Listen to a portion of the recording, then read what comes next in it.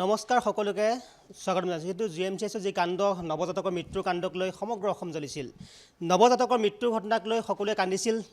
এটা শিশু যেতিয়া মৃত্যু হৈ যায়, দেৱশিশুৰ মৃত্যু হয়, তাৰপিছত কোনো লোকে সেই কথাক সহজভাৱে ল'ব নোৱাৰে। সেই কাণ্ডৰ পিছত যথেষ্ট প্ৰতিক্ৰিয়া হৈছিল, সমগ্ৰ অসম জুৰি প্ৰতিক্ৰিয়া হৈছিল, সকলোৱে মন্তব্য কৰিছিল। বিভিন্ন লোকে কৈছিল যে যিসকল চিকিৎসক বা চিকিৎসাকৰ্মী দোষী তেওঁলোকক শাস্তি দিব লাগে। তাৰপিছত তদন্তৰ অন্তত এতিয়া শাস্তি ঘোষণা কৰা হৈছে। একাংশক নিলম্বন কৰা হৈছে, দুজন চিকিৎসকক 6 মাহৰ কাৰণে তেওঁলোকক বৰ্খাস্ত কৰা হৈছে আৰু যি সিদ্ধান্ত লোৱা হৈছে তাৰপিছত এতিয়া বিভিন্ন প্ৰশ্ন আহিছে যে শাস্তি হ'ল, তদন্ত হ'ল, তাৰ পিছৰ কি হ'ব? অৰ্থাৎ চিকিৎসা খণ্ডৰ যিখিনি দুৰ্বলতা থাকে, যিখিনি উইকনেছ থাকে, যিখিনি বিপদ বা বিভিন্ন মানুহ বিপদত আহি পৰিলে চিকিৎসা খণ্ডলৈ গৈ চিকিৎসা সেৱা গ্ৰহণ কৰাৰ ক্ষেত্ৰত যথেষ্ট বাধাৰ সন্মুখীন হয়। ক'ৰবাত চিকিৎসক নাথাকে, ক'ৰবাত চিকিৎসাকৰ্মী নাথাকে, তেনেধৰণৰ পৰিৱেশ হোৱা। কিন্তু এই মুহূৰ্তত সেই যি পৰিৱেশ, সেই পৰিৱেশলৈ আজি আমি আলোচনা কৰিম। আমাৰ সৈতে তিনিগৰাকী বিশেষ অতিথি আছে, তেওঁলোকক আমি চিনাকি কৰিছোঁ। পলাশী দাস আছে, তেওঁ হৈছে কংগ্ৰেছৰ মুখপাত্ৰ। আমাৰ সৈতে আছে ডক্টৰ জাফৰিন মেহজাবিন বাইদেউ, তেওঁ হৈছে বিজেপিৰ মুখপাত্ৰ। একেধৰণে অনুৰূপা ডেকা ৰজা বাইদেউ, তেওঁ আছে আপৰ ভাইচ প্ৰেছিডেণ্ট, তেওঁ আছে। তিনিগৰাকী নেত্ৰী আছে, তেওঁলোকে নিশ্চয় বিভিন্ন সময়ত বিভিন্ন পৰিৱেশ দেখি আহিছে, চিকিৎসা খণ্ড দেখিছে। অসমত যি সময়ত বহু চিকিৎসা মহাবিদ্যালয় হৈছে, বিভিন্ন ধৰণে কৰ্কট প্ৰতিষ্ঠান আছে, তাৰপিছতো চিকিৎসা খণ্ডত কিছু ক্ষেত্ৰত যে পয়া লাগিছে সেই কথাও কিন্তু পোহৰলৈ আহে। গতিকে তদন্ত কৰা হ'ল, মুখ্যমন্ত্ৰীয়ে একশ্যন ল'লে, ৰিয়েকশ্যন হৈছিল, তাৰপিছত একশ্যন ল'লে। আৰু এই মুহূৰ্তত চিকিৎসা খণ্ডৰ যি ব্যৱস্থা, সেই ব্যৱস্থাক লৈ প্ৰশ্ন আহে। এই মুহূৰ্তত মই প্ৰথম পলাশীৰ ওচৰলৈ গৈছোঁ। যিহেতু চিকিৎসা খণ্ডৰ বৰ্তমান যি পৰিৱেশ দেখা গৈছে, তদন্ত কৰি মুখ্যমন্ত্ৰীয়ে ব্যৱস্থা গ্ৰহণ কৰিলে, তাৰপিছত কিন্তু অসমৰ চিকিৎসা খণ্ড কিমান উন্নত হ'ব বা কি ধৰণৰ পৰিৱেশত এই মুহূৰ্তত আছে, আপুনি কি কয়? ধন্যবাদ আপোনাক এইখিনি আমাক সুযোগ দিয়াৰ বাবে। প্ৰথমতে যিটো কালিৰ পৰা নিউজ ওলাই আছে, তেওঁলোকৰ ওপৰত তদন্ত কৰা হৈছে, তেওঁলোকৰ ওপৰত বিহিত ব্যৱস্থা লোৱা হৈছে। এতিয়া কথা হৈছে কি, তেওঁলোকক ছাছপেণ্ড কৰিছে। যদি আমি চাওঁ, তেওঁলোকক টাৰ্মিনেট কৰা নাই, তেওঁলোকক ছাছপেণ্ড কৰিছে। ছাছপেণ্ড কিমান মান্থছৰ কাৰণে? 6 মান্থছ, নহয় জানো? 6 মান্থছৰ কাৰণে তেওঁলোকক ছাছপেণ্ড কৰিছে। ডেট মিনছ কি, তেওঁলোকে কৰ্মখিনি সম্পাদন কৰিব নোৱাৰিব, তেওঁলোকে কামখিনি কৰিব নোৱাৰিব, তেওঁলোকক 6 মাহৰ কাৰণে বিৰতি দিয়া হৈছে। আৰু তাৰ পৰিপ্ৰেক্ষিতত কিন্তু তেওঁলোকেতো দৰমহাখিনি, যিখিনি সা সুবিধা সেইখিনি পাই থাকিব, সেইখিনি কোনো ধৰণৰ কৰ্তন নহয়, কাৰণ তেওঁলোকক টাৰ্মিনেট কৰা নাই। প্ৰথম কথা, আমি আদৰণি জনাইছোঁ, কিন্তু তেওঁলোকক যদি শাস্তি দিবলগীয়া আছিলে, তেওঁলোকৰ ওপৰত যদি বিহিত ব্যৱস্থা ল'ব আছিলে, তেনেহ'লে তেওঁলোকক টাৰ্মিনেট কৰিব লাগিছিলে। তেতিয়া ৰাইজে ভাল পালেহেঁতেন, জনসাধাৰণে ভাল পালেহেঁতেন, লগতে সেই দুৰ্ভগীয়া মাতৃজনীয়ে কিছু সকাহ পালেহেঁতেন। মুখ্যমন্ত্ৰী ডাঙৰীয়াই যেতিয়া ঘটনাটো সংঘটিত হ'ল, তাৰপিছত মুখ্যমন্ত্ৰী ডাঙৰীয়াই কৈছিলে যে এগৰাকী মাতৃৰ বুকুৱে গম পাব, এগৰাকী মাতৃয়ে গম পাব নিজৰ সন্তানটিক হেৰুৱাৰ বেদনা। ঠিকেই কৈছিলে, এগৰাকী মাতৃয়ে গম পাই নিজৰ সন্তানটিক হেৰুৱাৰ বেদনা। খুব এটা ভাল কথাই কৈছে, কিন্তু লগতে তেওঁ কৈছিলে যে মই 12 বছৰতকৈ অধিক সময় তেওঁ এই আপোনাৰ GMCHৰ দায়িত্বত আছিলে, যিহেতু তেওঁ স্বাস্থ্যমন্ত্ৰী আছিলে। এতিয়া 12 বছৰ সময় থকাৰ পিছতো আজি স্বাস্থ্যখণ্ডৰ এই অৱস্থা। আজি যদি আপুনি চাই, 13খন চিকিৎসা মহাবিদ্যালয়ৰ 417টা পদ খালী হৈ আছে। কিছুদিনৰ পিছত আমাৰ ভাৰতবৰ্ষৰ সন্মানীয় প্ৰধানমন্ত্ৰী নৰেন্দ্ৰ মোদী ডাঙৰীয়া অসমলৈ আহিব আৰু তেওঁ মংগলদৈত এখন মেডিকেল কলেজ উদ্বোধন কৰিব। আজি যদি চাই আপুনি, 13খন চিকিৎসা মহাবিদ্যালয়ৰ 417টা পদ খালী থাকে, কেনেকুৱা এটা ভয়ানক পৰিস্থিতি বুলি ক'ব লাগিব। লগতে আপুনি যদি চাই, যোৰহাট চিকিৎসা মহাবিদ্যালয়, তাৰপিছত আপুনি গুৱাহাটী চিকিৎসা মহাবিদ্যালয়কে ধৰি কেইবাখনো এনেকুৱা চিকিৎসা মহাবিদ্যালয় আছে য'ত MRI মেচিন বেয়া হৈ আছে। এতিয়াও বহুতো এনেকুৱা সা সঁজুলি বেয়া হৈ আছে। সমান্তৰালকৈ সিদিনা অশোক সিংঘল ডাঙৰীয়াই কি কৈছিলে যে আপোনালোকক চিকিৎসক কিয় লাগে? চিকিৎসক কিবা বজাৰত পোৱা বস্তু নেকি? যিমানখিনি আছে সিমান মতেই চলক। ডেট মিনছ কি, মানে 1:35 হ'ব লাগে নেকি? আজি যদি চাই, সেই শিশুটি আপোনাৰ ফটোশ্বপ মেচিনৰ পৰা তাৰ পৰা মানে পৰি পেলাই মৃত্যু হৈছিলে। তেতিয়া এই যে আমাৰ সিংহল ডাঙৰীয়াই যে কৈছিলে, অশোক সিংহল ডাঙৰীয়াই যে আপোনালোকক ডক্টৰ কিয় লাগে? বজাৰত পোৱা বস্তু নেকি? যিমান আছে সিমানতেই চলক। এইখনটো আৰু ঘৰ নহয় যে আজি নিমখ নাই, আজি যেনেকৈ আছে, আজি চাউল দালি নাই, যেনেকৈ আছে তেনেকৈ আমি ৰাতিৰ সাঁজটো খাম, নহয় জানো? মানুহক জীৱনৰ লগত হেতালি খেলা হৈছে। যিটো সময়ত মুখ্যমন্ত্ৰী হিমন্ত বিশ্ব শৰ্মা ডাঙৰীয়াই কৈছিলে যে আগন্তুক 2029 চনলৈ গোটেই অসমত ডিষ্ট্ৰিক্টে আপোনাৰ চিকিৎসা মহাবিদ্যালয় বোলে গঢ়ি তুলিব বোলে, তেওঁ কৈছিলে দেই, আমি কোৱা কথা নহয়। যদি এনেকুৱা 29লৈকে যদি তেওঁ সেই ধৰণৰ পৰিকল্পনা আছে, তেনেহ'লে যদি চাই আজি চিকিৎসকৰ অভাৱ, নাৰ্ছৰ অভাৱ, 1:35 হৈ আছে। নাৰ্ছসকলে নিজেই কৈছিলে, আপুনি যদি চাই, মই এটা তথ্য দেখুৱাব বিচাৰিছোঁ। নাৰ্ছসকলে নিজেই কৈছে, আমাৰ তথ্য নহয়, যে আপোনাৰ 30-40টা নৱজাতকক চম্ভালিব লগা হয় তেওঁলোকে এটা ইউনিটত বেবী 30-40টা বেবী চম্ভালিব লগা হয়। তেনে ক্ষেত্ৰত এগৰাকী নাৰ্ছে সেই নাৰ্ছগৰাকীয়ে 30-40টা বেবী কেনেকৈ চম্ভালিব পাৰে? 1:35 কেনেকৈ হ'ব? সেইটোতো ডেফিনেটলি, কাৰণ আজি যেতিয়া চিকিৎসকে অন কেমেৰা সিংহল ডাঙৰীয়ে কৈছিলে যে আমাক চিকিৎসক লাগে, তেতিয়া তেখেতে কৈছিলে, মন্ত্ৰীগৰাকীয়ে কৈছিলে যে তোমালোকক চিকিৎসা কিয় লাগে? চিকিৎসক কিয় লাগে? বজাৰত পোৱা বস্তু নেকি? যিমান আছে তোমালোকে মানে সীমান্তে থাকা। আৰু যদি চাই নীতি আয়োগৰ যদি তথ্য চাই, এক মিনিট, স্বাস্থ্যৰ ক্ষেত্ৰত স্বাস্থ্যৰ শিক্ষা আপোনাৰ 5 নম্বৰত আছে, অন্তিম 5 নম্বৰত আছে অসম। চাওক আজি কেনেকুৱা ভয়ানক পৰিস্থিতি হৈছে। আজি যিটো সময়ত তেওঁলোকে মুখ্যমন্ত্ৰী ডাঙৰীয়ে কৈ আছে যে আপোনাৰ গোটেই মানে ডিষ্ট্ৰিক্টে বোলে আপোনাৰ চিকিৎসালয় বনাব, মেডিকেল কলেজ বনাব, তেনেহ'লে এটা টাইমত যদি চিকিৎসক পৰ্যাপ্ত যদি নাৰ্ছৰ অভাৱ হয়, তেনেহ'লে এনেকুৱা এটা পৰিস্থিতি আহিব, বেমাৰীও চিকিৎসক হ'ব লগা হ'ব পাৰে। মই পুনৰ আহিম। এই মুহূৰ্তত মই জাফি মেডিকেল, যিহেতু বাইদেউ দেখিছে আপুনি যে বৰ্তমান যথেষ্ট সংখ্যক চিকিৎসা মহাবিদ্যালয় হৈছে, যি আমাৰ অসম বিভিন্ন প্ৰান্তত এই মুহূৰ্তত চিকিৎসা মহাবিদ্যালয় হৈছে। একেধৰণে আয়ুষ্মান কাৰ্ড বা বিভিন্ন কাৰ্ডৰ ব্যৱস্থা কৰা হৈছে। অৰ্থাৎ ৰোগীসকল যিসকল দৰিদ্ৰ তেওঁলোকে চিকিৎসা ব্যৱস্থা সুলভ তেওঁলোকৰ বাবে হৈছে বুলি কোৱা হৈছে, বা বিভিন্ন কাম কৰা আমি দেখা পাইছোঁ। যথেষ্ট সংখ্যক নতুনকৈ চিকিৎসালয় দিয়া হৈছে। তাৰপিছত আচলতে কিছুমান অনাকাংক্ষিত ঘটনা ঘটি যায়। GMCHৰ যিটো ঘটনা ঘটিলে আপুনি এই প্ৰসংগত কি ক'ব? ধন্যবাদ পলাশ। এই বিষয়টো লৈ পেলাই আমাৰ মাননীয় মুখ্যমন্ত্ৰী ডাঙৰীয়ে তেখেতৰ মন্তব্য ব্যক্ত কৰিছে, আৰু এইটো খুব দুখ লগা পৰিৱেশ আৰু পৰিস্থিতি, যোনটো কেতিয়াও মানুহে ইচ্ছাকৃতভাৱে এজন শিশুৰ জীৱন কেতিয়াও ল'ব নাযায়। মানুহৰ ভুল হয়। এতিয়া আপোনাক এটা কথা কওঁ, মাননীয় মুখ্যমন্ত্ৰী ডাঙৰীয়া তেখেতৰ নেতৃত্বত এই চৰকাৰে 72 ঘণ্টাত এই তদন্ত কমিটি গঠন কৰি লগে লগে 72 ঘণ্টাৰ ভিতৰত ৰিপৰ্টটো দাখিল কৰিলে। ৰিপৰ্টটো আমাৰ আগত প্ৰস্তুত কৰাৰ পিছত ইমিডিয়েট একশ্যন লোৱা হৈছে, নম্বৰ 1। 2 নম্বৰ বিষয়টো হৈছে যে ইমিডিয়েট একশ্যন লৈছে, আৰু তাত তদন্ত কৰা মতে তদন্ত কমিটি যে ইমান সুচাৰুৰূপে তেওঁলোকে তদন্ত কৰিছে, ইয়াত প্ৰতিফলিত হৈছে। কাৰণ কি শিশুগৰাকীৰ পিতৃয়ে যেতিয়া FIR দাখিল কৰিছিল আপোনাৰ ভঙাগড় থানাত, যিসকল ব্যক্তিৰ নাম লিখা আছিল, যেনেকৈ ডক্টৰ অনুপমাৰ নামটো উল্লেখ কৰা আছিল, আৰু দুজনমান আপোনাৰ নাৰ্ছৰ নাম উল্লেখ কৰা আছিল। ডক্টৰ দীপাংকৰ হাজৰিকা, তেখেত এছ'চিয়েট প্ৰফেচৰ, তেখেতৰ নাম নাছিল, কিন্তু তদন্ত কৰোঁতে তদন্ত কমিটিয়ে গম পাইছে যে এছ'চিয়েট প্ৰফেচৰ দীপাংকৰ হাজৰিকাও আছিল, আৰু তেওঁলোকক ইতিমধ্যে নিলম্বন কৰা হৈছে।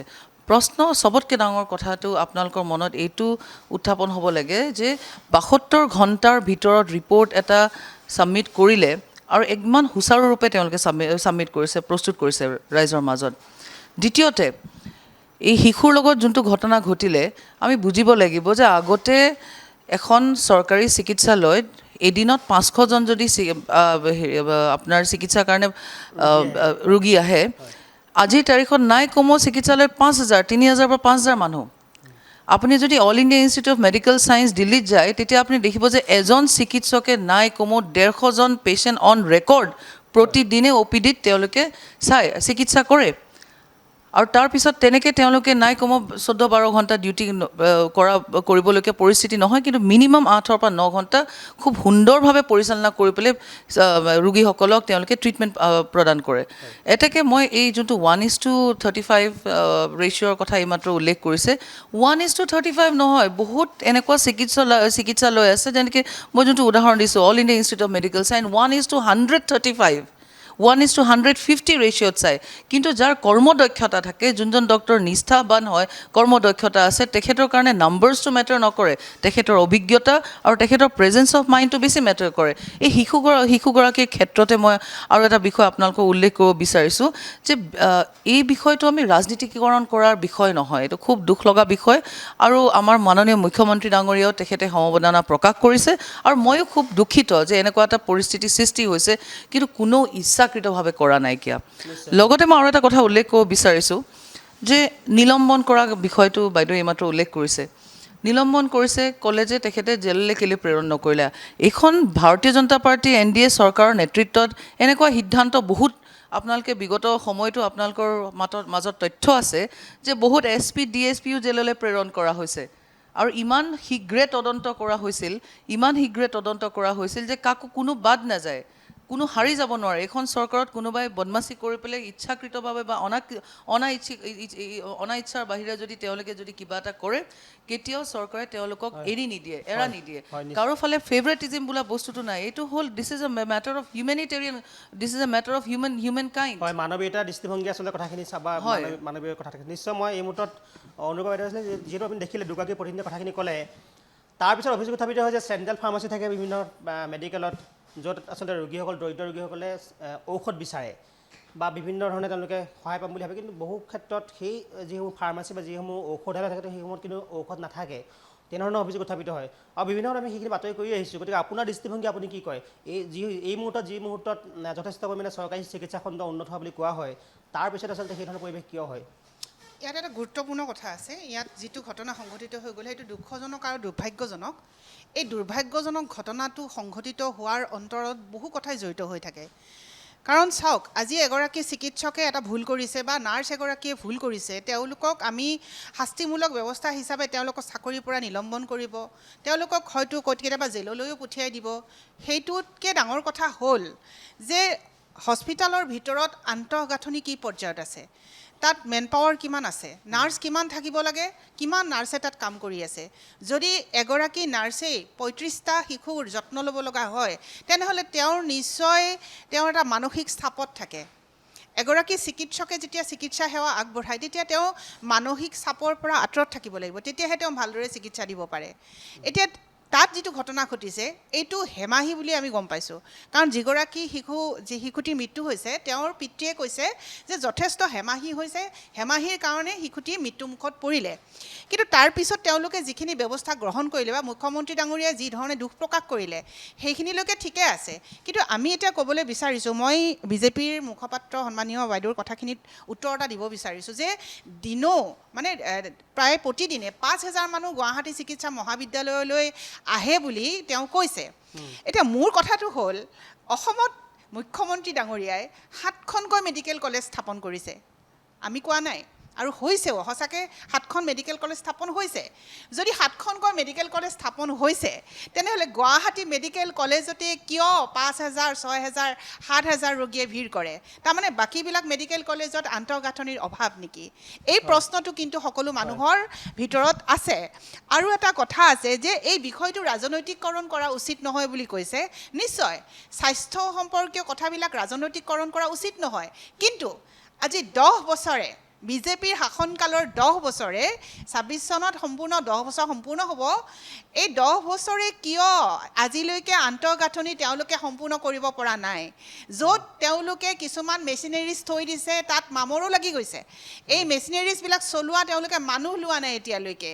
এতিয়ালৈকে চিকিৎসকৰ অভাৱ নাৰ্ছৰ অভাৱ এই অভাৱবিলাক কেতিয়া পূৰণ হ'ব আপুনি যদি চাই মাজুলীটো তেজস্বিতা বৰুৱা বুলি ছোৱালী এজনী আজি ৩ বছৰমান আগতে মৃত্যুমুখত পৰিছিলে তেওঁ অক্সিজেনৰ মাস্কৰ অভাৱত মৃত্যুমুখত পৰিছিলে তেওঁ হয়তো অক্সিজেন পালে বাচি গ'লহেঁতেন আজি যদি স্বাস্থ্য ব্যৱস্থাৰ কথা আপুনি ক'বলৈ যায় দেশৰ ২৮খন ৰাজ্যৰ ভিতৰত অসমত সুস্বাস্থ্যৰ ক্ষেত্ৰত আপোনাৰ ২৬ নম্বৰহে মাত্ৰ লাভ কৰিছে এতিয়া যদি আপুনি চাই এই স্বাস্থ্যৰ ক্ষেত্ৰত নীতি আয়োগে যিটো আপোনাৰ তেওঁলোকে আমাক ৰিপৰ্ট দিছে নীতি আয়োগৰ মতেও ভাৰতৰ ভিতৰত ২৮খন ৰাজ্যৰ ভিতৰত ২৬ নম্বৰতহে আছে অসম আজি হিমন্ত বিশ্ব শৰ্মা ডাঙৰীয়াই ৭খনকৈ মেডিকেল কলেজ স্থাপন কৰাৰ পাছতো এনেধৰণে দুৰ্ভাগ্যজনকভাৱে ইনফ্ৰাষ্ট্ৰাকচাৰৰ অভাৱত আৰু এই ইনফ্ৰাষ্ট্ৰাকচাৰ নোহোৱাৰ কাৰণে বিভিন্ন জিলাৰ পৰা যেনে যোৰহাটৰ পৰা ডিব্ৰুগড়ৰ পৰা শিলচৰৰ পৰা ইয়ালৈকে গুৱাহাটী মেডিকেল কলেজলৈকে চিকিৎসা কৰিবলৈ অহাটোৱে কি বুজায়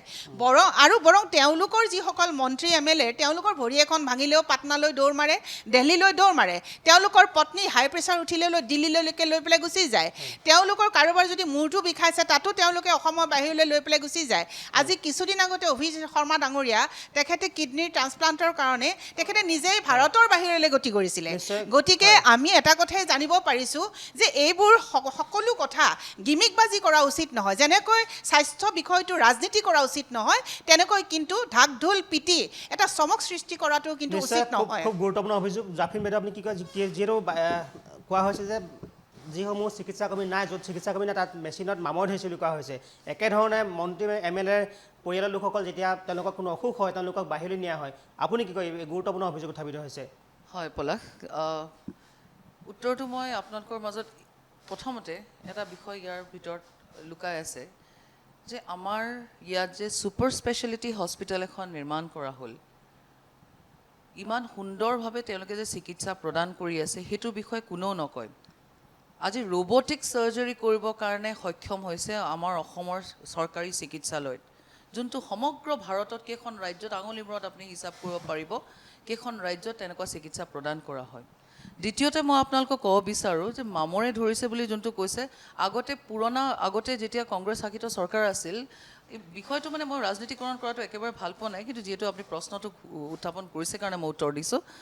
আগতে কংগ্ৰেছৰ সময়ত কি হৈছিল, বহুত মেচিনাৰী আৰু গেজেটছ নতুনকৈ প্ৰেৰণ কৰা নহয়, নতুনকৈ তেওঁলোকে নলয়, পুৰণা বেলেগ হস্পিটেলৰ পৰা গেজেটছবোৰ আনে।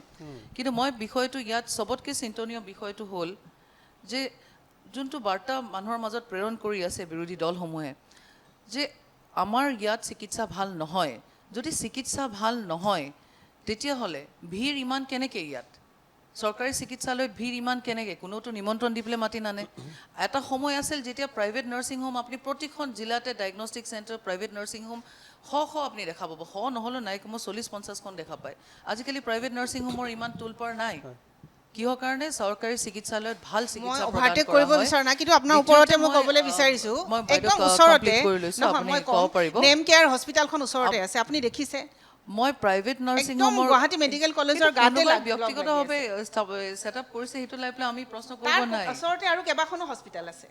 এতিয়া নেমকাৰখন এতিয়া বহোৱা নহয়, নেমকাৰখন বহুত পুৰণা হস্পিটেল। গুৱাহাটীত বহুত প্ৰাইভেট নাৰ্ছিং হোম আছে, গুৱাহাটীত আৰু যোনখন তাত আপুনি গুৱাহাটী চিটেই বুলি নাপায়। নহয় এনেকুৱা বাইদেউ, অৱস্থা যে তাত চিট নাপায়। এতিয়া মই আপোনাক এটা কথা কওঁ, তাত আজিকালি অধিক টকা মানুহৰ দি হ'লেও মানুহে পাৰ্চেজিং চিকিৎসা পাৱাৰ কৰিবলৈ বুলি এটা বাধ্য কথা হৈছে। থাকে, মানুহৰ পাৰ্চেজিং পাৱাৰ বুলি এটা কথা থাকে। যিসকল ব্যক্তিসমূহৰ, যিসকল ৰোগীৰ ক্ষমতা আছে তেওঁলোকে ভাবে যে, বহুতে ভাবে যে নাই আমাৰ ওচৰত পইচা আছে, আৰু যিহেতু হেল্থ ইঞ্চুৰেঞ্চ আজিকালি বহুতে কৰে, 70% লোকেতো হেল্থ ইঞ্চুৰেঞ্চ কৰে, তাৰ ওপৰত চৰকাৰেতো আয়ুষ্মান ভাৰতৰ সুবিধা দিছে। এতেকে মানুহে কি ভাবে যে প্ৰাইভেট হস্পিটেলত গ'লেও সেইখিনি পইচা তেওঁলোকক এইটো আপুনি ৰিফাণ্ড একদম কৰা ভুল হয়। কথা ক'লে, লগতে কাৰণ মই গুৱাহাটী আপোনাক আৰু মেডিকেল এটা- কলেজত বাইদেউ মই এই কথাটো পৰ্যাপ্ত শেষ চিকিৎসা কৰি লওঁ। নাই। একচুৱেলি চাওক, আমি আপোনাক মই যিহেতু কথাটো ডিবেটত বহিছোঁ, নাই গতিকে ঠিকে আপুনি আছে, যেতিয়া কথাটো কৈছে মই মইতো শেষ কৰি যুক্তিৰে লওঁ, ক'ব লাগিব ন? যুক্তিৰে মই কথাটো কৈ আছোঁ, শুনাৰ ধৈৰ্যটো ধৰক। আচ্ছা, এতিয়া কথাটো হ'ল যোনটো সৰু নাৰ্ছিং হোমৰ কথা ক'লোঁ, আৰু এটা বিষয় হ'ল যে কংগ্ৰেছৰ সময়ত ইমান যুৱক যুৱতী নিহিত হ'ল, কিন্তু তাৰ তদন্ত একো নহ'লে। তদন্ত নোহোৱা লিষ্টৰ তালিকাখন বহুত দীঘল।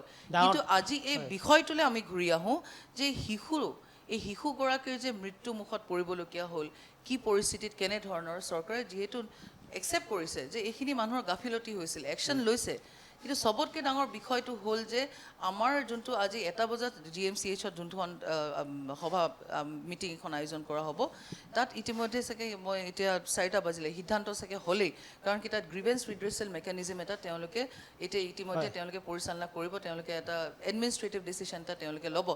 গতিকে মই ভাবোঁ ব্যক্তিগতভাৱে বুলি নহয়, মই এগৰাকী নাগৰিক হিচাপে মই আপোনালোকৰ মাজত ক'ব বিচাৰোঁ যে এনেকুৱা বিষয়বোৰ হ'লে বহুত চিন্তনীয়, কিন্তু আমি বুজিব লাগিব যে চৰকাৰৰ ষ্টেণ্ডটো ৰাইজৰ পক্ষত। চৰকাৰে সদায় আমাৰ কাৰণে ষ্টেণ্ড লৈ আছে আৰু লৈ থাকিবই। নিশ্চয়। আৰু এনেকুৱা এটা পৰিস্থিতিত, ইমান চিন্তনীয় পৰিস্থিতিত চৰকাৰে কেতিয়াও পিঠি দিয়া নাই বা গা দিয়া নাই। চৰকাৰে একেবাৰে যোনটো সিদ্ধান্ত লৈছিল সেই সিদ্ধান্ত থিৰাং হৈ পেলাই লগে লগে ৰিপৰ্ট ছাবমিট কৰিলে। এনেকুৱা এটা পৰিস্থিতি হোৱাৰ পিছত ডেফিনেটলি চৰকাৰী চিকিৎসালয়ত এতিয়া নতুনকৈ এটা বাতাবৰণ হ'ব মই আশা কৰোঁ, আৰু মানুহবিলাক আৰু অকণমান এলাৰ্ট হ'ব।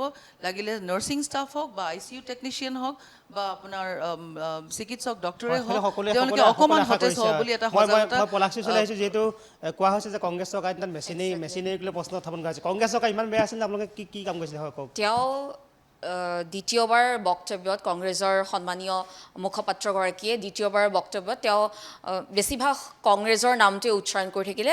প্ৰথমতে এটা কথা ক্লিয়াৰ ক'ব বিচাৰিছোঁ স্পষ্ট ভাষাত, যে বিজেপি চৰকাৰখনে কংগ্ৰেছৰ নাম নোলোৱাকৈ তেওঁলোকৰ দলটো নচলে। কাৰণ অমিত শ্বাহ ডাঙৰে যেতিয়া অসমলৈ আহিছিলে সৌসিদিনা, তেতিয়াও তেওঁ ভাষণত উন্নয়ন বা কোনো ধৰণৰ সাধাৰণ ৰাইজৰ বাবে কোনো ধৰণৰ তেওঁ বাৰ্তা নিদিলে, কেৱল তেওঁ কংগ্ৰেছৰ পিছতে লাগি থাকিলে। ঠিক তেনেদৰে মুখ্যমন্ত্ৰী ডাঙৰীয়া কংগ্ৰেছৰ ভিতৰ বছৰত কি হৈ আছে, কংগ্ৰেছৰ নেতাসকলে কি কৰি আছে, সেইবিলাক খবৰ ৰাখে। কিন্তু স্বাস্থ্য খণ্ডত কি হৈ আছে সেই খবৰ ল'বলৈ তেওঁৰ সময় নাথাকে মুখ্যমন্ত্ৰী হিমন্ত বিশ্ব শৰ্মা ডাঙৰীয়াৰ। এতিয়া তেওঁ কৈছে যে কংগ্ৰেছৰ দিনত মানে বহু বেছি হৈছিলে তেওঁ কোৱাৰ মতে। তো এতিয়া মই ক'ব বিচাৰিছোঁ অন ৰেকৰ্ড মুখ্যমন্ত্ৰী সন্মানীয় হিমন্ত বিশ্ব শৰ্মা ডাঙৰীয়াই যেতিয়া ঘটনাটো হৈ গ'ল, মই ষ্টাৰ্টিঙতে কৈছিলোঁ যেতিয়া ঘটনাটো হৈ গ'ল তেতিয়া তেওঁ নিজে কৈছে মই 12 বছৰ সময় স্বাস্থ্য বিভাগত আছিলোঁ, সেই দায়িত্বটো মোৰ লগত আছিলে, তেওঁ নিজে কৈছে, তেওঁ নিজে স্বীকাৰ কাঢ়িছে। তো সেই যেতিয়া কংগ্ৰেছ চৰকাৰ আছিলে কোন আছিলে স্বাস্থ্যমন্ত্ৰী? হিমন্ত বিশ্ব শৰ্মা ডাঙৰীয়া আছিলে। তেনেহ'লে যদি কংগ্ৰেছৰ দিনত যদি ইমানখিনি হৈছিলে, গণ্ডগোলে হৈছিলে বা খেলি মেলি হৈছিলে, তেনেহ'লে তাৰ দায়ীটো মুখ্যমন্ত্ৰী হিমন্ত বিশ্ব শৰ্মা ডাঙৰীয়া, কাৰণ তেওঁ নিজে স্বীকাৰ কৰিছে। মুখপাত্ৰগৰাকীয়ে সেই ক্লিপটো চাইছে নাই চোৱা মই নাজানো, তেওঁ নিজে কৈছে হয় মই 12 বছৰ দিন মোৰ স্বাস্থ্য বিভাগটো মোৰ হাতত আছিলে। তো 12 বছৰ যদি তেওঁ স্বাস্থ্য বিভাগটো তেওঁৰ হাতত আছিলে, তেওঁ 12 বছৰে কি কৰিলে প্ৰথম কথা। আৰু 2 নম্বৰ কথা তেওঁ কৈছে যে পাৰ্চেচিং পাৱাৰ মানে নাথাকে যাৰ হাতত, সেইবিলাক যায় চৰকাৰী চিকিৎসালয়লৈ। ঠিকেই, ডেট মিনছ কি ক্ৰয় ক্ষমতা যাৰ হাতত নাথাকে, যদি আমি অসমীয়াত ক'বলৈ যাওঁ ক্ৰয় ক্ষমতা নাথাকে, একজেক্টলি যিবিলাক আৰ্থিকভাৱে টনকিয়াল নহয় সেইবিলাকে যায় চৰকাৰী আপোনাৰ চিকিৎসালয়লৈ, যাতে এটা মিনিমাম মানে মূল্যত তেওঁলোকে সেই যিবিলাক সমস্যা আছে বেমাৰ আজাৰ আছে সেইবিলাক যাতে দেখুৱাব পাৰে। যদি পাৰ্চেচিং পাৱাৰ নথকা মানুহ যদি চিকিৎসালয়লৈ যায় চৰকাৰী, সেই সুবিধাখিনি দিয়া দায়িত্ব কাৰ? সেই সুবিধাখিনি দিয়া দায়িত্ব কাৰ? যদি সেইখিনি যদি চৰকাৰে দিব নোৱাৰে তেনেহ'লে চৰকাৰখন কিহৰ কাৰণে? মুখ্যমন্ত্ৰী ডাঙৰীয়া নিজে স্বীকাৰ কৰিছে দেখোন। আৰু এটা কথা তেওঁ কৈছে যে তদন্ত খুব ক্ষিপ্ৰতাৰে হৈছে, 72 ঘণ্টা বুলি ক'লে চাগে মুখপাত্ৰগৰাকীয়ে, খুব ক্ষিপ্ৰতাৰে হ'লে। কিন্তু সেই কন্যা শিশুটিৰ পিতৃয়ে কোৱা মতে যেতিয়া FIR-খন লঞ্চ কৰা হৈছিলে তেতিয়া সেই দুগৰাকী চিকিৎসক, মই নামটো পাহৰিছোঁ, তেওঁলোকৰ নামটো FIR-ত লিখা হৈছিলে। কিন্তু তেওঁ FIR-খনত লিখা হোৱাৰ পিছত ডক্টৰ দুগৰাকীৰ নাম কোৱাৰ পিছতো তেওঁলোকক কিন্তু একশ্যন লোৱা নাছিলে। তেওঁলোকক তেতিয়া সেই মানে চিকিৎসক দুগৰাকী তেওঁলোকৰ গা বেয়া বুলি এডমিট হৈ আছিলে। শিশুটিৰ কইনাই বাৰেপতি কৈ আছিলে যে তেওঁলোককো আনক, আওতালে আনক, কিন্তু 72 ঘণ্টা উকলি যোৱাৰ পিছতো সেই দুগৰাকী কিন্তু লগালগ একশ্যন লোৱা নাছিলে। আৰু সমান্তৰালকৈ অধ্যক্ষ ডাঙৰীয়াই কি কৈছিলে যে ফ্লাইটৰো দুৰ্ঘটনা হয়, ট্ৰেইনৰো দুৰ্ঘটনা হয়, দুৰ্ঘটনা সাধাৰণ কথা নহয়। আৰু তাতোতকৈ ডাঙৰ কথা, এটা কণমানি শিশুক কাছাবৰ লগত তুলনা কৰিছে, সন্ত্ৰাসবাদীৰ লগত তুলনা কৰিছে। আমি কোৱা ভাষ্য নহয়, পিতৃয়ে কোৱা ভাষ্য। এতিয়া কথা আছে ফ্লাইটত যদি দুৰ্ঘটনা হয় তাত যিখিনি থাকে অক্সিজেন মাস্কৰ পৰা আদি কৰি ইচ এণ্ড এভৰিথিং মানে মিনিমাম প্ৰিকশ্যন থাকে। আপোনাৰ ট্ৰেইনতো যদি যায় দুৰ্ঘটনা হয় মিনিমাম হ'লেও প্ৰিকশ্যন থাকে। তো চিকিৎসালয়ত, চৰকাৰী চিকিৎসালয়ত কি মিনিমাম ফেচিলিটিও নাইনে? মিনিমাম ফেচিলিটি নাই। আজি তেওঁ উন্নয়নৰ কথা কৈছে। কংগ্ৰেছৰ দিনত কি কৰিলে? কংগ্ৰেছৰ দিনত মুখ্যমন্ত্ৰী হিমন্ত বিশ্ব শৰ্মাই কিন্তু স্বাস্থ্যমন্ত্ৰী আছিলে। আজি যদি চাই সিদিনা আপুনি যদি চাই অক্সিজেন নথকা, অক্সিজেন নাই এম্বুলেঞ্চত, মাস্কখন পিন্ধাই অক্সিজেন বুলি কৈছে। এয়া চাওক, মাস্কখন পিন্ধাই পেলাই মানুহক লৈ গৈছে অক্সিজেন দিছোঁ বুলি। 26 বছৰীয়া এগৰাকী মহিলা মৃত্যু হৈছে। নিউজত ওলোৱা তথ্য মই ভিডিঅ' জাৰ্নেলিষ্টক অনুৰোধ জনাম যাতে তেওঁ জুম কৰি দেখুৱায়। এয়া হৈছে আপোনাৰ অক্সিজেন নাই কিন্তু মুখখন মাস্ক দি পেলাই লৈ গৈছে, কৈছে যে অক্সিজেন দিছোঁ বুলি। এয়া আমি কোৱা ভুক্তভোগীৰ ভাষ্য। এয়া হৈছে উন্নয়ন। আৰু তাৰ পিছত যদি চাই 1:35 তেওঁ যিটো ৰেচিঅ' ক'লে ন, বিভিন্ন চিকিৎসালয়ৰ কথা ক'লে, ঠিক আছে। কিন্তু মুখ্যমন্ত্ৰী হিমন্ত বিশ্ব শৰ্মা ডাঙৰীয়াই যিদিনা ঘটনাটো হ'ল তেওঁ নিজে মূৰ পাতি লৈছে, সেইখিনিলৈকে ঠিকে আছে, তেওঁ নিজে মূৰ পাতি লৈছে, ভুলটো তেওঁৰ বুলি কৈছে, ঠিকে আছে। কিন্তু যেতিয়া ঘটনাটো হৈ গ'ল তাৰ দুদিনৰ পিছতে কি হ'ল, GMCৰ কৰ্তৃপক্ষৰ ফালৰ পৰা আপোনাকে 15টা ষ্টাফ নাৰ্ছৰ পদৰ বাবে বিজ্ঞাপন দিলে। যদি 1:35টো যদি জেনুইন হয়, কোনো এটা ডাঙৰ কথা নহয়, বাহিৰতো এনেকুৱা ধৰণৰ মানে চিকিৎসা কৰি থাকে ডক্টৰে, তেনেহ'লে 15টাকৈ ষ্টাফ নাৰ্ছৰ পদৰ কাৰণে কিয় বিজ্ঞাপন দিলে GMCHৰ কৰ্তৃপক্ষই? এইটো কথা জানিব বিচাৰে। এতিয়া তেওঁ যিটো বক্তব্যত বাৰেপতি ক'লে যে কংগ্ৰেছ কংগ্ৰেছ কংগ্ৰেছ, কিন্তু মই পুনৰবাৰ অনুৰোধ জনাম বিজেপিৰ মুখপাত্ৰগৰাকীলৈ, সন্মানীয় বাইদেউক, যে ক'ম যে মুখ্যমন্ত্ৰী ডাঙৰীয়াই যিটো ক্লিপ কৈছিলে, যিটো বাইট দিছিলে, সেই বাইটটো তেওঁ যাতে পুনৰবাৰ চাই। তেওঁ তাত নিজেই কৈছে 12 বছৰ মোৰ হাতত আছিলে স্বাস্থ্য বিভাগটো। তেন্তে 12 বছৰ থকাৰ পিছতো যদি আজি যদি কাছাবৰ লগত তুলনা কৰে, সন্ত্ৰাসবাদীৰ লগত তুলনা কৰে, আপোনাৰ প্লেন ক্ৰাছৰ লগত তুলনা কৰে, ট্ৰেইন এক্সিডেণ্টৰ লগত তুলনা কৰে স্বাস্থ্য বিভাগটো, তেনেহ'লে কি হ'ব? তেন্তে সাধাৰণ জনতা ক'ত যাব যাৰ আপোনাৰ ক্ৰয় ক্ষমতা নাথাকে পাৰ্চেচিং পাৱাৰ নাথাকে সেইবিলাকতো যাবই চৰকাৰী হয়, নিশ্চয়, বিদ্যালয়লৈ লগতে এতিয়া এনেকুৱা অনুভৱ হৈছে মানে চিকিৎসালয়ৰ ব্যৱস্থাবিলাক দেখি এনেকুৱা মানে মানুহে ক'বলৈ দুদিনমানৰ পিছত বাধ্য হ'ব যে সচিবালয় আছে মন্ত্ৰী নাই চিকিৎসালয় আছে চিকিৎসা কৰ্মী নাই যথেষ্ট গুৰুত্বপূৰ্ণ অভিযোগ অনুৰূপভাৱে যিহেতু আমি দেখিছোঁ যে যিসকল দৰিদ্ৰ মানুহ আমি দেখিছোঁ বিশেষকৈ কিছুমান ঠাইৰ পৰা বাছ লৈ মানুহ চিকিৎসালয়লৈ আহে GMCHলৈ কিছুমান একাংশ মানুহ যিসকলে পঢ়া শুনা নাজানে তেওঁলোকক কোনোবা এজন ব্যক্তিয়ে লৈ আহে যাতে বেমাৰ বা তেওঁলোকৰ ৰোগ নিৰাময় হয় সেই পৰিৱেশত আচলতে যিসকল দৰিদ্ৰ মানুহ যিসকলে পঢ়া শুনা নাই তেওঁলোকে চিকিৎসা ল'বলৈ আহে ইমান চিন্তা কৰি বা আশা কৰি আহে তাৰপিছত যদি আচলতে চিকিৎসা নাপায় বা যথেষ্ট পৰিমাণে চিকিৎসা কৰ্মীৰ অভাৱো হয় এই প্ৰসংগত আচলতে যথেষ্ট প্ৰশ্ন আহে আপুনি এই যিটো আপুনি দেখিছে যিখিনি কথা আমি আলোচনা কৰিছোঁ মানে বাৰে বাৰে আমি কৈছোঁ যে চিকিৎসা কৰ্মী কম ডক্তৰ কম ৰোগী বেছি হয় বা তেনেধৰণৰ আমি কথাখিনি কৈছোঁ বা উন্নত হৈছিল আমি কৈছোঁ কিন্তু এই পৰিৱেশত আচলতে আমাৰ মনবিলাক খুব বেয়া লাগে আচলতে কিয়নো যথেষ্ট নপঢ়া নুশুনা বা চিকিৎসা বিচাৰি দৰিদ্ৰ মানুহখিনি আহে আপুনি কি ক'ব যিহেতু আমি দেখিছোঁ যথেষ্ট হয় চাওক ইয়াৰ আগতে আজি কেইমাহমান আগৰ কথা বেছি দিনৰ কথাও নহয় আপোনাৰ 800বিধ ঔষধৰ মূল্য বৃদ্ধি পাইছিলে আমাৰ বিজেপি মুখপাত্ৰগৰাকীয়ে কৈছে চৰকাৰে ৰাইজৰ কথা চিন্তা কৰে 800বিধ ঔষধৰ মূল্য বৃদ্ধি পোৱাৰ পাছত তেওঁলোকে কি কৰিলে ৰাইজে যেতিয়া আপত্তি কৰা দেখা পালে তেতিয়া তেওঁলোকে 58বিধ ঔষধৰ মূল্য তেওঁলোকে অলপ কমাই দিলে আজি আপুনি যদি ঔষধ বজাৰলৈ ঔষধ কিনিবলৈ যায় প্ৰেছাৰৰ টেবলেট যদি আপুনি কিনিবলৈ যায় সেই আগৰ দামত আপুনি নাপায় আজি লিভাৰৰ যিবিলাক টেবলেট আছিলে সেই টেবলেট যদি আপুনি কিনিবলৈ যায় আগৰ দামত নাপায় 3 গুণ 4 গুণ বৃদ্ধি পাইছে ঔষধৰ দাম তাৰোপৰি আটাইতকৈ দুৰ্ভাগ্যজনক কথা যিটো বেমাৰ উত্তৰ পূৰ্বাঞ্চলত আটাইতকৈ বেছি হয় কেঞ্চাৰ বেমাৰ সেই কেঞ্চাৰ বেমাৰৰ ঔষধৰ মূল্য বৃদ্ধি হৈছে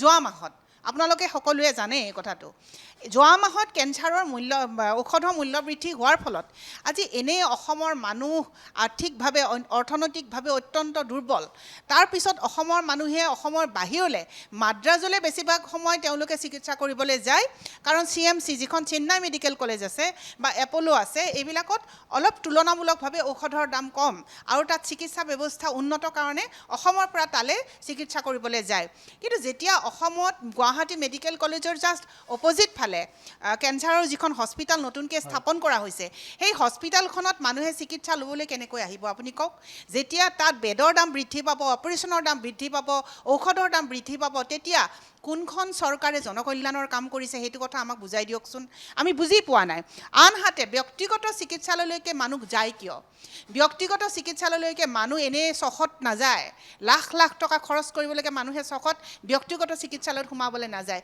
যেতিয়া চৰকাৰী চিকিৎসালয়ত উপযুক্ত ব্যৱস্থা নাপায় তেতিয়া তেওঁলোকে ততাতৈয়াকৈ উন্নত চিকিৎসাৰ কাৰণে তেওঁলোকে স্পেচিয়েলি ট্ৰিটমেণ্ট ল'বৰ কাৰণে নিজৰ মাটি চাটি বিক্ৰী কৰি তেওঁলোকে প্ৰাইভেট হস্পিটেলত থোৱা আমি নিজে দেখিছোঁ আৰু এটা দুটা নহয় বহুত পেচেণ্ট আমি তেনেকুৱা দেখিছোঁ হয় নিশ্চয় ৰেগুলাৰ ওলাই থাকে তেনেকুৱা ধৰণৰ কথা আৰু এটা মই কথা ক'বলৈ বিচাৰিছোঁ যে ঔষধৰ মূল্য বৃদ্ধি চৰকাৰে কিয় ৰোধ কৰিব পৰা নাই ঔষধৰ মূল্য বৃদ্ধি ইলেক্টৰেল বণ্ডৰ যোগেদি যেতিয়া কোটি কোটি হেজাৰ হেজাৰ কোটি টকা তেওঁলোকে লৈছিলে সেই সময়তে ঔষধৰ মূল্য বৃদ্ধি হৈছিলে কাৰণ ঔষধৰ কোম্পানীবিলাকৰ পৰা বিজেপি গভৰ্ণমেণ্টে তেওঁলোকে টকা লৈছিলে ডনেশ্যন লৈছিলে যাৰ কাৰণে নেকি কোম্পানীবিলাকে দৰৱৰ মূল্য বৃদ্ধি কৰি দিলে আৰু সেই যে মূল্য বৃদ্ধি হৈ গ'ল সেই মূল্য বৃদ্ধি আজিলৈকে কমাব পৰা নাই এই যে গোটেই ইনফ্ৰাষ্ট্ৰাকচাৰৰ কথাই হওক বা আজি অসুখত পৰি পেলাই কোনোবাই মৰিলে কোনোবাই টকা দিব নোৱাৰি পেলাই নিজৰ ঘৰ মাটি বিক্ৰী কৰিবলগীয়া অৱস্থা হ'ল এই কথাবিলাক কি কাৰণত হ'ল কালি মুখ্যমন্ত্ৰী মহোদয়ে কি বুলি ঘোষণা কৰিলে পঞ্চায়তৰ প্ৰতিনিধিসকলে তেওঁলোকৰ পৰিয়ালে বিনামূলীয়া চিকিৎসা লাভ কৰিব তাৰমানে কি সাধাৰণ মানুহে বিনামূলীয়া চিকিৎসা লাভ কৰিব নালাগে নেকি আমি সাধাৰণ মানুহৰ বিনামূলীয়া চিকিৎসাৰ ব্যৱস্থা কৰাটো বিচাৰিছোঁ কেৱল পঞ্চায়ত প্ৰতিনিধি কিয় পঞ্চায়ত প্ৰতিনিধি নিৰ্বাচিত প্ৰতিনিধি তেওঁলোকৰ পৰিয়ালসমূহে ভাত্তা পাব তেওঁলোকৰ পঞ্চায়ত প্ৰতিনিধিগৰাকীয়ে ভাত্তা পাব তেওঁলোকৰ কোনোবাই হয়তো আকৌ অৰুণোদয় আঁচনি ধনো পাব কিন্তু এই যে সাধাৰণ খাটি খোৱা মানুহবিলাক যিবিলাক মানুহে সদায় খাটি খায় গাঁৱৰ পৰা আহে চহৰলৈকে দেখুৱাবলৈ সেই মানুহবিলাকে কিয় বিনামূলীয়া চিকিৎসা লাভ নকৰে তেওঁলোকক কিয় বিনামূলীয়া চিকিৎসাৰ ব্যৱস্থা কৰি দিব নোৱাৰে গতিকে এই ধৰণৰ ভেকু ভাওনা কথা কৈ লাভ নাই মই জাষ্ট আপোনাক এটা তথ্য দিব বিচাৰিছোঁ স্বাস্থ্য আৰু পৰিয়াল কল্যাণৰ বাবদ 2019-2020 চনত তেওঁলোকে নিৰ্ধাৰণ কৰিছিলে 6,496 কোটি চাব দেই আপুনি পৰিয়াল কল্যাণ শিতানত আছিলে 8,809 কোটি 22 চনত তাতকৈ তললৈ নামি গ'ল পৰিয়াল কল্যাণ শিতানত ৭,৩৭৭ কোটি হৈ গ'ল। তাৰপিছত ২৩ চনত ৭,৫১৬ কোটি হৈ গ'ল। ২৩ আৰু ২৪ চনত ৭,৫০৬ কোটি হৈ গ'ল। ২৪ চনত ১৫,০০০ কোটি তেওঁলোকে হিতাধিকাৰী বৃদ্ধি কৰিলে, কিন্তু পৰিয়াল কল্যাণ শিতানত, জনস্বাস্থ্য শিতানত তেওঁলোকে কিন্তু এইবিলাক কমাই আনি দিলে। তাৰ বিপৰীতে আপুনি চাব ২০২৩ চনত কেৰেলাত আপোনাৰ স্বাস্থ্যৰ নামত জনমুৰি ২,৭০০ টকা। সেই সময়তে কিন্তু ছেম টাইম অসমত ১,৬৩২ টকা মাত্ৰ এগৰাকী মানুহৰ জন্মুৰি স্বাস্থ্যৰ শিতানত খৰচ কৰা হৈছে। গতিকে আপুনি চাওক, ইয়াত দলং নিৰ্মাণ হৈছে, উৰণীয়া সেতু বিল্ডিং নিৰ্মাণ হৈছে, ইয়াত বহুতো মন্ত্ৰীৰ ব্যক্তিগত চিকিৎসালয় আছে, তেওঁলোকে তাৰ পৰা আৰ্নিং কৰি আছে। গতিকে তেওঁলোকে নিবিচাৰে যে চৰকাৰী চিকিৎসালয়ত গোটেই মানুহে চৰকাৰী চিকিৎসালয়ত চিকিৎসা কৰক, নহ'লে তেওঁলোকৰ সান্দহ খোৱাবালি তল যাব। জাফৰিন বাইদেউ, যিহেতু অভিযোগ বহু উত্থাপিত হৈছে, আপুনি কি উত্তৰ দিব? বেলেগ বেলেগ দলৰ বেলেগ বেলেগ মন্তব্য, বেলেগ বেলেগ মুখপাত্ৰ, বেলেগ দলৰ বেলেগ মন্তব্য থাকিব। সেইটো লৈ পেলাই মই বিশেষ একো মই ক'ব নিবিচাৰোঁ। কিন্তু বিষয়টো হ'ল, যেতিয়া চৰকাৰৰ ওপৰত আঙুলিটো উঠায়, কিছুমান বস্তু ৰিয়েলিটিটো আমি একচেপ্ট কৰিব লাগিব। সকলো বস্তু যে ক্ৰিটিচাইজ কৰিম তেনেকুৱা একো কথা নহয়। হয়, কিছুমান বেয়া ঘটনা হৈ গৈছে। এতিয়া এই শিশুৰ কন্যা শিশুগৰাকীৰ যোনটো ঘটনা হ'ল, সেইটো লৈ পেলাইতো চৰকাৰেতো বিৰোধিতা কৰা নাই যে তেওঁলোকে মানে আমি এইটো পক্ষত নাইকিয়া বোলে পেচেণ্টৰ ভুল হয়, তেনেকুৱাতো কথা কোৱা নাই। এতিয়া যোনখিনি চৰকাৰৰ ভুল চৰকাৰে একচেপ্ট কৰে। চবতকৈ ডাঙৰ কথাটো হৈছে, সন্মানীয় গৃহমন্ত্ৰী অমিত শ্বাহ ডাঙৰীয়াই যেতিয়া অসমলৈ আহিছিল, তেখেতে কৈছে যে চিকিৎসাত কি হৈ আছে গৃহমন্ত্ৰীয়ে নাজানে। গৃহমন্ত্ৰীৰ দায়িত্বই নহয় চিকিৎসা ক্ষেত্ৰত কি হৈ আছে অসমত যেতিয়া Karbi accord, Bodo BTR accord হৈছে, তেওঁ চাগে শুনা ভুল কৰিলে। মই কৈছো যে উন্নয়নৰ ৰাজ্যৰ উন্নয়নৰ কাৰণে একো নকলে। তেওঁ চাগে মন্ত্ৰী নুশুনিলে। মই চিকিৎসালয়ৰ ক্ষেত্ৰত কোৱা নাই, উন্নয়নৰ ক্ষেত্ৰত একো ভাষণ নিদিলে এইখন চৰকাৰে। কেৱল বিজেপি মানে সেইকাৰণে কৈছো বিপদজনক পথ, তাৰ বাহিৰে একো নহয়। মই কথাটো কৈ লওঁ। Okay, please continue. এতিয়া কথাটো হৈছে, উত্তৰ পূৰ্বাঞ্চলত যোনটো বাতাবৰণ সৃষ্টি হ'ল NDA চৰকাৰৰ নেতৃত্বত, যোনটো এটা শান্তিৰ পৰিৱেশ সৃষ্টি হ'ল। আগতে আপোনালোকে কিছুমান জেগাত ধৰি লওক বড়োলেণ্ড বুলি কওক বা BTR বুলি কওক বা আপুনি কাৰ্বি আংলং বুলি কওক, সেইবোৰ জেগাত আমি এনেকৈ ৰাতি 10টা বা 11টা বজাত আপুনি ওলাই যাব নোৱাৰে। পৰিৱেশ পৰিস্থিতি বহুত বেলেগ আছিল। যিহেতু এই কথাটো টানা হৈছে, সেইকাৰণে মই কওঁ, পিচ একৰ্ডৰ পিছত কিমান হাজাৰ, 10,000, 20,000 এনেকৈ লক্ষাধিক ৰূপত আমাৰ আৰ্মছ এমিউনেশ্যনছ তেওঁলোকে চাৰেণ্ডাৰ কৰিছে। মানুহবোৰৰ নিজৰ তেওঁলোকে কৰ্মসংস্থাপন পাইছে। কেন্দ্ৰ চৰকাৰে বহুত পইচা দিছে, এক নম্বৰ। দ্বিতীয়তে কথাটো হৈছে যে স্বাস্থ্যৰ ক্ষেত্ৰত এটা বিষয় উল্লেখ কৰিছে বাইদেৱে, যে মেডিচিন কোম্পানীবোৰৰ পৰা গভৰ্ণমেণ্টে পইচা লৈছে। গভৰ্ণমেণ্টৰ ইমান অৱস্থা বেয়া হোৱা নাই। গভৰ্ণমেণ্ট মানে আপোনালোকে বুজাইছে যে মন্ত্ৰীসকলে, এনেকুৱা এটা কেতিয়াও পৰিস্থিতি হোৱা নাই যে বেলেগকৈ পইচা ল'বলগীয়া হয়। উল্টা তেওঁলোকক যিমান ছাবচিডি প্ৰদান কৰা হয়, যোনটো আত্মনিৰ্ভৰ ভাৰত গঢ়াৰ আমাৰ যশস্বী প্ৰধানমন্ত্ৰী নৰেন্দ্ৰ মোদী ডাঙৰীয়া যোনটো মই সেইটো কোৱা নাছিলোঁ। ইলেক্টৰেল বণ্ডৰ যোগেৰে হেজাৰ কোটি টকা তেওঁলোকে ডনেশ্যন লৈছিলে, যাৰ কাৰণে আজি মেডিচিন কোম্পানীবিলাকে তেওঁলোকৰ মেডিচিনৰ মূল্য বৃদ্ধি কৰি পেলাই সেই যে টকাবিলাক দিছিলে নিৰ্বাচনৰ সময়ত নিৰ্বাচন খেলিবলৈ টকাৰে সহায় কৰিছিল, মানে মন্ত্ৰী কিনা বেচা কৰাত সহায় কৰিছিল, সেই টকাখিনি তেওঁলোকে এতিয়া এই ধৰণে উঠাবলৈ আৰম্ভ কৰিছে। মই সেইটো কথাই কৈছিলোঁ।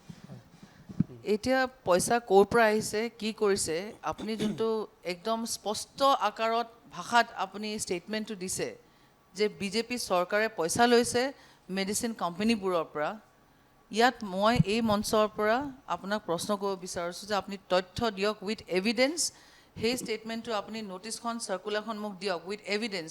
কাৰণ কি এইটোতো ন্যায়ালয়ৰ বিষয় হয়, এইটোতো আমাৰ চৰকাৰী বিষয়ববীয়া বা আমোলে এইটো সিদ্ধান্ত নলয় বা এনেকুৱা এটা মন্তব্য নিদিয়ে। যদি তথ্য আছে, আজিৰ পৰা এবছৰ আগতে আপুনি যদি উভতি যায়, তেতিয়া দেখিব ইলেক্টৰেল বণ্ডৰ পৰা কোন দলে কিমান টকা লৈছিলে, আপুনি বিচাৰিলে নিজেই পাই যাব। কিমান টকা ইলেকশ্যন কমিশ্যনক প্ৰশ্ন কৰে, নহয় কিমান টকা কোনে লৈছিলে, আপোনালোকে তেতিয়াই বিচাৰি পাব। আপোনালোকে ইলেকশ্যন কমিশ্যনক ইলেকশ্যনৰ যিখন কমিটি, সেই কমিটিখন বেআইনীভাৱে পাইছিলে। TS ছেছনৰ নিচিনা কোনো ইলেকশ্যন কমিশ্যনাৰ ভাৰতবৰ্ষত নাই। আপুনি ইলেকশ্যন কমিশ্যনৰ কথাটো আহিলে আৰু ইলেক্ট্ৰেল বণ্ডৰ কথাটো মই এটা বস্তু জাষ্ট এড কৰিছোঁ বাইদেউ, এটা বস্তু এড কৰিছোঁ। ইলেকশ্যন কমিশ্যনাৰ সেইটো সময়ত আপৰ মুখপাত্ৰগৰাকীয়ে যেতিয়া কৈছে যে আপুনি কিছুদিনলৈ যাওক তেতিয়া তথ্যখিনি গম পাব পলাশী, এটা কথা কোৱা, দুদিনমানৰ আগত ৰাহুল তোমালোকৰ কংগ্ৰেছৰ দিব কৈছিলে যে ইলেক্ট্ৰল বণ্ডৰ কথাখিনি ইলেকশ্যন কমিশ্যনাৰক দিব কৈছিলে কিন্তু ইলেকশ্যন কমিশ্যনাৰে তথ্যখিনি সম্পূৰ্ণৰূপে দিয়া নাছিলে পলাশী, এটা প্ৰশ্ন সুধো, ষ্ট্ৰেইট উত্তৰ দিবা। কংগ্ৰেছৰ আদৰ্শ নাই, নম্বৰ 1। মোৰ কুৱেশ্যনটো কমপ্লিট হোৱা নাই। কি ভিত্তিত প্ৰধানমন্ত্ৰী ডাঙৰীয়াক এনেকুৱা এটা মন্তব্য প্ৰকাশ কৰিলে য'ত নেকি ৰাহুল গান্ধী তাত উপস্থিত আছিল, তেজস্বী যাদৱ উপস্থিত আছিল? কেন ইউ গিভ মি এন আনচাৰ ইয়াত? Yes. মানে প্ৰধানমন্ত্ৰী ডাঙৰীয়া Okay, মইতো আসনখন answer ইমান দিওঁ। মইতো answer দিওঁ ইমান তেন্তে। নিম্ন শাখাৰ নেকি যে মইতো যাৰ answer মন দিওঁ। যায় প্ৰধানমন্ত্ৰী আপুনি হয়তো আসনখন মুখপাত্ৰ, কংগ্ৰেছ বা আপুনি বিজেপিৰ বিজেপিৰ এখন মুখপাত্ৰ, ৰাষ্ট্ৰৰ আপোনাৰ হয়, study খুব গণতন্ত্ৰৰ কম। হয়। আপোনাৰ আপোনাক study মই খুব এটা কম, আপোনাক মই কাৰণ এটা কথা কৈছো আপোনালোকৰ শুনক। যিজনে বেয়া কথা কৈছে, আপুনি এজন যিমান বিজেপিৰ, চিঞৰ বাখৰ কৰিছে, আপোনাৰ বিজেপিৰ minority cell ৰ চিঞৰিলে chairperson, চিঞৰিলে আপুনি আপোনাৰ ক'ব টক দিয়ক। শ্ব'টো কমপ্লিট আপুনি ক'ব নহয়। দিয়ক, আপোনালোকৰ বিজেপিৰ মানুহে পলাশী, statement দিলে, আপোনাৰ যদি knowledge টো খুব কম, তথ্য study যদি কৰি আহিব। যদি আৰু তথ্যৰ ভিত্তিত আপোনালোকৰ শুনা, প্ৰধানমন্ত্ৰী ডাঙৰীয়াই মাপ খোজক, কাৰণ এগৰাকী মহিলাক আপোনাৰ নিৰ্বাচনী সভাত কি কৈছিলে, কংগ্ৰেছ কি বিধৱা, জাৰ্চি আপুনি গাই, শব্দটো সুপৰ্ণৰেখা, আপুনি শব্দটো তাতোতকৈ উচ্চাৰণ কৰিব অসমৰ পাৰিবনে? মুখ্যমন্ত্ৰীগৰাকীয়ে কি কৈছিলে, যোনটো শব্দ BJP ৰ উচ্চাৰণ কৰিছিলে, কৰ্মকৰ্তাসকল শব্দটো গাখীৰ উচ্চাৰণ দিয়া কৰিব গৰু পাৰিবনে হয়, পলাশীয়ে? যিমানে দানা খুৱাই সিমানে মোৰ গাখীৰ প্ৰশ্নটো দিব বুলি হ'ল, কৈছে। দিলোঁ পলাশীয়ে আপোনাৰ কংগ্ৰেছৰ আপোনাৰ মুখ প্ৰশ্ন, আপোনালোকৰ সেই নীতি আৰু আদৰ্শ নাই। আগতে বাজপেয়ী ডাঙৰীয়া নীতি আৰু আদৰ্শ কি আছিলে?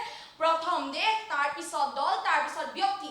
আৰু এতিয়া বৰ্তমানৰ বিজেপি নীতি আদৰ্শ কি হৈছে? প্ৰথম হৈছে বিজেপিলৈ আহিবলৈ ভেটি, আপোনাৰ ইচ্ছা আছে বুলি আমি প্ৰথম হৈছে জানো। ভেটি, আমাৰ তাৰপিছত ideology আছে ভাৱে আপুনি সম্পত্তি, অধ্যয়ন কৰে বুলি আমি গম তাৰপিছত হৈছে পাইছো। ব্যক্তি। ইয়াত দলৰ কথা নাহে।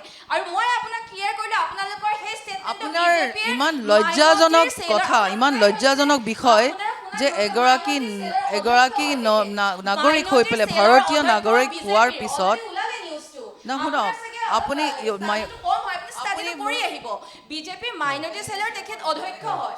মই answer টো দিলোঁ, আপুনি answer দিব নোৱাৰে। answer টো কৰাৰ পিছত যদি এনেকে টক শ্ব' নহয়, আমি ভদ্ৰতা আৰু লাজৰ মাজত পাৰ্থক্য হয়।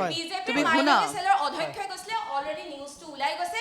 আৰু দ্বিতীয় কথা, আপোনালোকৰ প্ৰধানমন্ত্ৰী ভাৰতৰ আপোনালোকৰ প্ৰধানমন্ত্ৰী, কংগ্ৰেছৰ মুখপাত্ৰৰ এটা বিষয় হ'ল আপোনালোকৰ প্ৰধানমন্ত্ৰী, মানে প্ৰধানমন্ত্ৰী দেশৰ নহয়, প্ৰধানমন্ত্ৰী হ'ল বিজেপিৰ। যেতিয়ালৈকে দেশখনৰ প্ৰধানমন্ত্ৰীক তেখেতে সন্মান দিব নাজানে, সেই আসনখনক সন্মান দিব নাজানে, সেই মৰ্যাদা তেওঁলোকে প্ৰদান কৰিব নাজানে, যিমান চিঞৰ বাখৰ কৰিলেও তাত আপোনালোকে তথ্য ভিত্তিত চাব, যোনটো সন্মান বুলি ক'লে তাৰ অৰ্থটো কংগ্ৰেছৰ কোনো মুখপাত্ৰৰ ওচৰত নাই, কংগ্ৰেছৰ কোনো এজন নেতা কৰ্মীৰ ওচৰত নাইকিয়া। নিশ্চয়।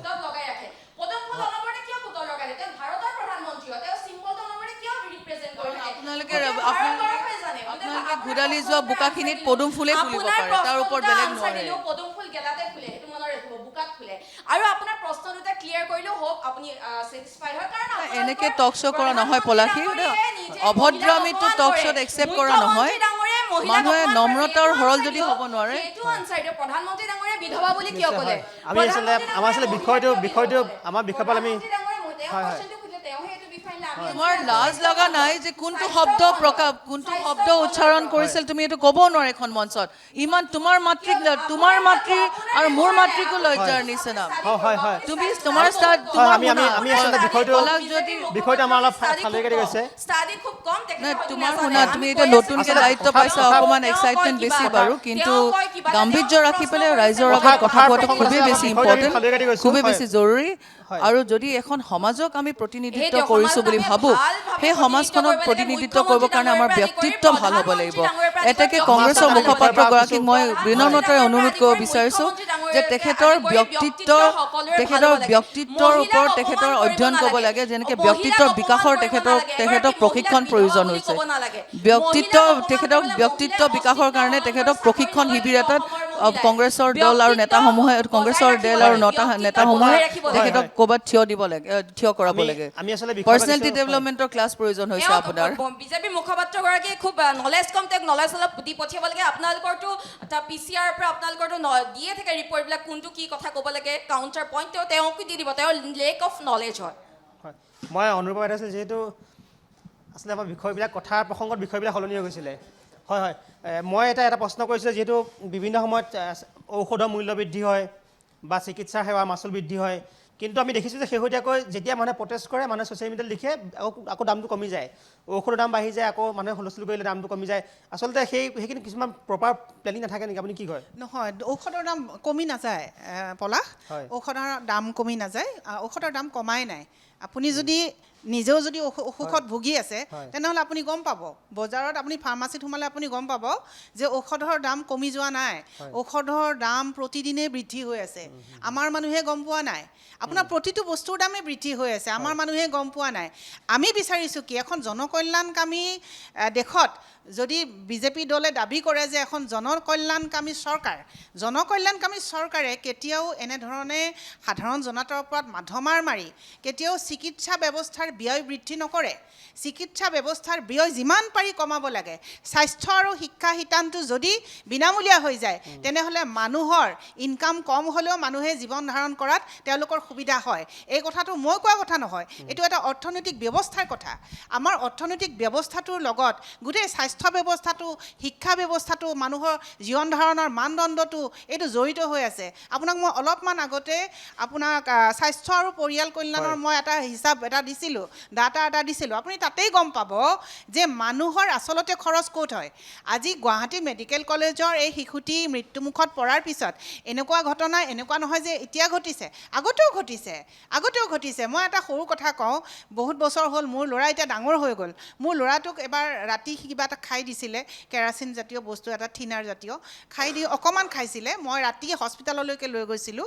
সেইদিনাখন ৰাতি এমাৰ্জেঞ্চিত ডক্টৰ নাই মই যেতিয়া মেইন বিল্ডিঙলৈকে লৈ গৈছিলোঁ তেতিয়া মোৰ ল'ৰাটো এনেকুৱা এটা বেয়া অৱস্থাত আছিলে যে সেইখিনি সময়ত ল'ৰাটোক চাবলৈ এজন চিকিৎসকো নাছিলে মই আধা ঘণ্টাৰ বেছি সময় তাত অপেক্ষা কৰাৰ পিছত এগৰাকী চিকিৎসক আহি ল'ৰাটোক পৰীক্ষা কৰি চাই তেওঁক কিবা এটা মেডিচিন লিখি দিলে যিটো মেডিচিন হস্পিটেলত নাপায় ওচৰৰ ফাৰ্মাচী কেইখনতো পোৱা নাই মোৰ হাজবেণ্ডে পাণবজাৰৰ পৰা আহি এই ৰাতিখন লৈ যাব লগা হৈছে গতিকে তেনেকুৱা পৰ্যায় আজি নহয় কংগ্ৰেছৰ দিনতো এই ব্যৱস্থা আছিলে আজিও আছে আমি বিচাৰিছোঁ কি যে বিজেপি দলে যে কৈ থাকে যে আমি শাসনত অহাৰ পিছত অলেখ পৰিৱৰ্তন হৈছে মানুহৰ এতিয়া দুখ দুৰ্গতি নাই আন্দোলন বন্ধ হৈ গৈছে তেওঁলোকে এইবিলাক শ্লোগান দি থাকে আমি বিচাৰিছোঁ কি যদি সঁচাকৈয়ে হৈছে তেনেহ'লে এইবোৰ ঘটনা ঘটিব নালাগে এনেকুৱা ধৰণৰ অপ্ৰীতিকৰ পৰিস্থিতি সৃষ্টি হ'ব নালাগে আৰু স্বাস্থ্য ব্যৱস্থা বিশেষত আজি BTAD অঞ্চলত বিজেপিয়ে 28জনকৈ প্ৰাৰ্থী আগবঢ়াইছে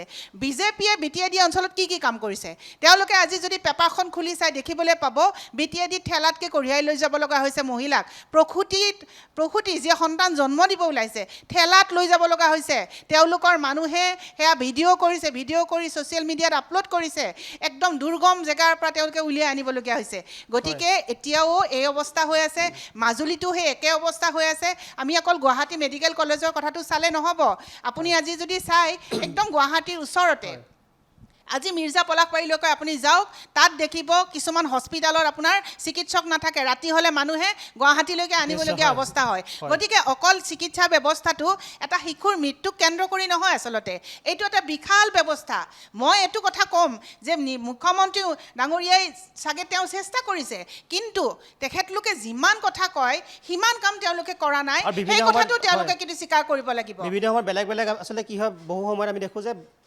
যিখিনি কথা আলোচনা কৰিব লাগে সেইখিনি কথা আলোচনা নহয় খুব ৰাজনৈতিক কথা আলোচনা হয় এতিয়া আমি দেখিছোঁ যে শেহতীয়াকৈ এতিয়া মাদানীক লৈ পেলাই বা চৈয়দ হামিদাক লৈ পেলাই তেওঁক লৈ আলোচনা হৈছে এই মই জাফিৰ মেডাল চলাইছোঁ যিহেতু আপুনি দেখিছে শেহতীয়াকৈ মুখ্যমন্ত্ৰী হিমন্ত বিশ্ব শৰ্মা গাঁও অঞ্চলত আমাৰ চিকিৎসকসকলৰ এটা কথা আছে যে গাঁও অঞ্চললৈ চাকৰি কৰিবলৈ যাব লাগে আমাৰ চিকিৎসকসকলৰ মন কিয় পৰিৱৰ্তন হৈছে আপুনি কওক গাঁও অঞ্চলৰ যদি চিকিৎসা ব্যৱস্থা ভাল হ'লহেঁতেন যদি ৰাস্তা ঘাটৰ অৱস্থা ভাল হ'লহেঁতেন তাত যদি আন্তঃগাঁথনি থাকিলহেঁতেন তেওঁলোকে যাবলৈ ইচ্ছা কৰিলে হয় কিন্তু তেওঁলোকে সেইখিনি ব্যৱস্থা নাই কাৰণে তেওঁলোকে যাবলৈ নোখোজে আৰু প্ৰাইভেটলি তেওঁলোকে প্ৰেক্টিছ কৰিবলৈ তেওঁলোকে আৰম্ভ কৰে গতিকে এইবিলাক কথা গোটেই মই যে কৈছোঁ এইটো অৰ্থনৈতিক ব্যৱস্থা স্বাস্থ্য ব্যৱস্থাটো গোটেইটো বস্তু ইকনমিৰ লগত জড়িত হৈ আছে গতিকে আমি ইয়াত অন্য বিষয়লৈকে যোৱাতকৈ আমি স্বাস্থ্য বিষয়টোতে থাকিলে বেছি ভাল হয় শেহতীয়াকৈ মই দেখিছোঁ আজি মই এটা বিশেষ আলোচনা ৰিচাৰ্চৰ কাৰণে মই চালবাৰী গৈছিলোঁ যিখন চালবাৰী যিখন মেডিকেল আছে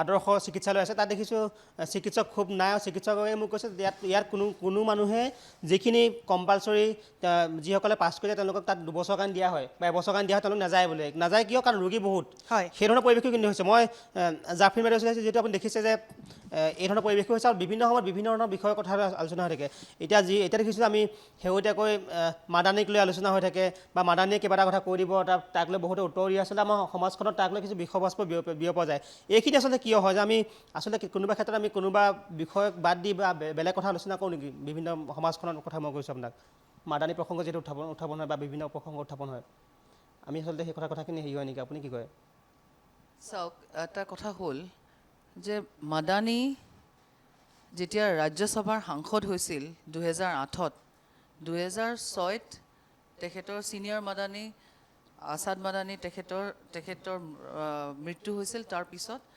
2008ত 2008ত মাহমুদ মাদানী তেখেত কাৰণ কি জমিয়ত দুটা ভাগত বিভক্ত হৈছে এটা জমিয়তুল উলামা হিন্দ আৰু এটা ইটো জমিয়ত এতিয়া কথাটো হৈছে যেতিয়া আছাদ মাদানী তেখেতৰ মৃত্যুৰ পিছত মাহমুদ মাদানী আপোনাৰ ইউপিৰ সমাজবাদী পাৰ্টিৰ লগত তেওঁলোকৰ মিত্ৰজোঁটৰ কংগ্ৰেছ আৰু সমাজবাদী পাৰ্টিৰ হৈ পেলাই তেখেতে প্ৰতিনিধিত্ব কৰি ৰাজ্যসভাৰ সাংসদ হ'ল প্ৰথম কথা আৰু 2005ত চামগুৰিত বহুত ডাঙৰ এখন অধিৱেশন হৈছিল আৰু সেই অধিৱেশনৰ অধ্যক্ষতা কোনে কৰিছিল বদৰুদ্দিন আজমল ডাঙৰীয়াই আৰু ইণ্টাৰেষ্টিং কথা যোৱাকালি তেখেতে বদৰুদ্দিন আজমল ডাঙৰীয়াৰ ঘৰতে তেখেতে গোটেই নিশাটো পাৰ কৰিলে এনেকুৱা এটা সময়ত তেওঁলোক কেতিয়া আহি পৰে কেতিয়া মাদানীৰ গোটেই বংশগত গোটেই তেওঁলোকৰ ঠাল ঠেঙুলি গোটেইখিনি যেতিয়া অসমত কেতিয়া আহি পেলাই তেওঁলোকে বিৰাজমান হয় যেতিয়া মিয়া মুছলিম সম্প্ৰদায়ৰ কিবা এটা বিষয় হয় তেওঁলোকে খিলঞ্জীয়াৰ পক্ষত কেতিয়াও নাইকিয়া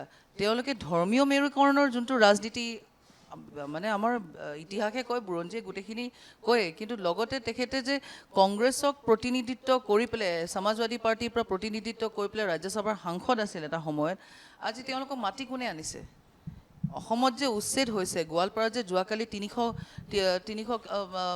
বিঘা মাটি তেওঁ নিজে গৈ পেলাই 300 কিলোমিটাৰ বুলি কৈছে ক'ৰবাত কিলোমিটাৰ বুলি লিখিলে ক'ৰবাত বিঘা বুলি লিখিলে সিমানখিনি জেগাত যে তেখেত আহি পেলাই কিহৰ কাৰণে আহিলে আৰু সেই মানুহখিনিৰ মাজত কি বাৰ্তা প্ৰেৰণ কৰিছে গোৱালপাৰাত তেখেতে দুপৰীয়া যেতিয়া নামাজত বহিছে নামাজৰ পিছত দোৱা কৰোঁতে তেখেতে কি উল্লেখ কৰিছে যে CM পদত্যাগ কৰিব লাগে এই চৰকাৰ সোনকালে ভাঙিব লাগে এনেকুৱা ভাষ্য হয় নেকি তেখেত কি ধৰ্মগুৰু নেকি মোৰ প্ৰশ্নটো হ'ল তেখেতক মুছলিম সমাজখনক মুছলমান সমাজক প্ৰতিনিধিত্ব কৰিবৰ কাৰণে তেখেতে কি ধৰ্মীয় গুৰু বুলি নিজকে প্ৰতিষ্ঠা কৰিবলৈ আহে নেকি বাৰম্বাৰ অসমলৈ আৰু দ্বিতীয়তে আৰু এটা কথা হয় যে দ্বিতীয়তে উচ্ছেদ হৈছে আমাৰ উচ্ছেদ ক'ত হৈছে অসমত উচ্ছেদ ক'ত হৈছে য'ত চৰকাৰী মাটি গৈ পেলাই দখল কৰিছেগৈ তাত ধৰ্ম বৰ্ণৰ নিৰ্বিশেষে হৈছে কিন্তু ইণ্টাৰেষ্টিং কথা হয় যে এটা ধৰ্মাৱলম্বী লোকে বেছিভাগ তাত বেদখল কৰিছেগৈ এতিয়া কথাটো হ'ল যেতিয়া বেদখল কৰেগৈ তেওঁলোকে ইয়াত ধৰ্মীয় মেৰুকৰণৰ ৰাজনীতি কিয় কাৰণে আহিছে আৰু মই আপোনাক আৰু এটা কথা মই তোমাক কৈ দিওঁ যে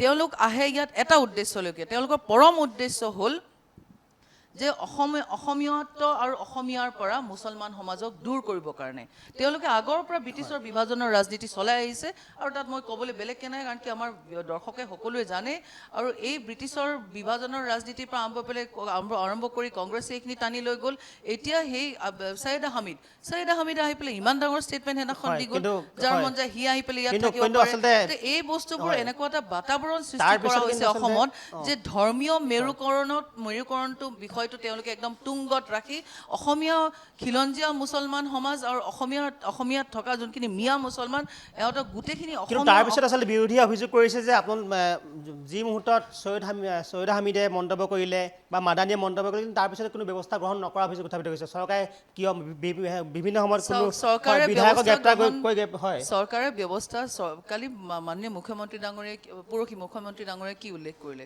যে প্ৰতিটো বিষয়তে তেখেতে গৈ পেলাই FIR এখন লঞ্চ নকৰে কাৰণ ন্যায়ালয় আছে প্ৰতিটো তেখেতে কৈছে হম বাচ্চা হে কিয়া যেতিয়া প্ৰেছ কনফাৰেঞ্চ তেখেতে দিছে যে প্ৰতিটো বিষয়তে তেখেতে গৈ পেলাই FIR লঞ্চ কৰি পেলাই কমপ্লেইন এটা দাখিল কৰিব সেইটো নহয় এটা সীমালৈকে চাব যেতিয়া সীমা চেৰাই যায় তেতিয়া ডেফিনেটলি সিদ্ধান্ত তেওঁলোকে ল'ব দ্বিতীয়তে এটা কথা হৈছে যেতিয়া যোৱাকালি মাদানী ডাঙৰীয়া যেতিয়া শ্ৰীৰামপুৰৰ পৰা তেখেত আহি আছিল গোৱালপাৰালৈ এতিয়া প্ৰতিটো GPS-ৰ আপডেট কোনটো জেগাত পাইছে ক'ত পাইছে লুৰিণজ্যোতি ডাঙৰীয়াৰ তেখেতৰ লগৰ সহকৰ্মীসকলে কেনেকৈ ছ'চিয়েল মিডিয়াত আপডেট দি আছিল সেইটো এটা বিষয় মই আপোনাক কৈছোঁ কিন্তু ব্যৱস্থা গ্ৰহণ ব্যৱস্থা মই আপোনাক কৈছোঁ যেতিয়া ইমান GPS-ত আপডেট যদি মই কাৰোবাক শ্বেয়াৰ কৰোঁ তেতিয়াহে গম পাব যদি কাৰোবাক শ্বেয়াৰ নকৰোঁ কেনেকৈ গম পাব এতেকে এইটো খুব সুন্দৰভাৱে পৰিকল্পিতভাৱে তেওঁলোকক অনা হৈছে ধৰ্মীয় মেৰুকৰণৰ ৰাজনীতি একদম এতিয়া জল পটপটকৈ আমি বুজি পাইছোঁ এতিয়া ভাৰতত যিমান সৈয়দা হামিদৰ পৰা আৰম্ভ কৰি পেলাই যিমান আমাৰ মাদানীও এতিয়া আহি পালেহি এতিয়া তেওঁলোক চব নপতা ফুকন ইয়াত চব নপতা ফুকন অসমত আহি পেলাই তেওঁলোকে মুছলমান সমাজক বিভাজনৰ ৰাজনীতি কৰি পেলাই অসমৰ অসমীয়ত্বৰ পৰা দূৰ কৰিছে এতেকে মাননীয় মুখ্যমন্ত্ৰী ডাঙৰীয়াই আমাক সতৰ্ক আৰু সতেজ কৰি দিছে যে আপোনালোকে এইবোৰৰ পৰা কাৰণ কি ধৰ্মীয় মেৰুকৰণৰ পৰা আপোনালোকে বাচি থাকিব আপোনালোকে ধৰ্মৰ নামত যোনটো এপিজমেণ্টৰ পলিটিক্স হয় সেইটোৰ পৰা আপোনালোকে বিভাজনৰ ৰাজনীতি হৈ পেলাই যেতিয়া দেশখন শুনক আপুনি বিভাজনৰ ৰাজনীতি কৰি পেলাই বেছি দিন তেওঁলোকে টানিব নোৱাৰে আজি খিলঞ্জীয়া অসমীয়া মুছলিমৰ স্থিতি শূন্য কৰি পেলাইছে যিসকল বেদখলকাৰী আহি পেলাই তেওঁলোকে মুছলমান বুলি হুলস্থুল কৰিছে যদি তেওঁলোকৰ গাত ভুল নাইকিয়া তেতিয়াহ'লে কিহৰ কাৰণে ন্যায়ালয়ৰ ওচৰত তেওঁলোকে গৈ নাপায় আজি কিহৰ কাৰণে ৰাস্তাত বহিবলগীয়া হৈছে ঘৰ তেওঁলোকৰ বেলেগ জিলাত তেওঁলোকে ভোটাৰ ৰোলত বহুতৰ নামো আছে কিন্তু গৈ পেলাই বেলেগ এখন জিলাত গৈ পেলাই তেওঁলোকে দখল কৰে আপোনালোকে দৈয়াঙৰ ক্ষেত্ৰতো চাওক আৰু এইবোৰ ক্ষেত্ৰত য'ত অসমীয়াৰ অসমীয়ত্বৰ প্ৰশ্ন আহে তেতিয়া মাদানীৰ নিচিনা একদম ট্ৰান কোৰ্ট আছে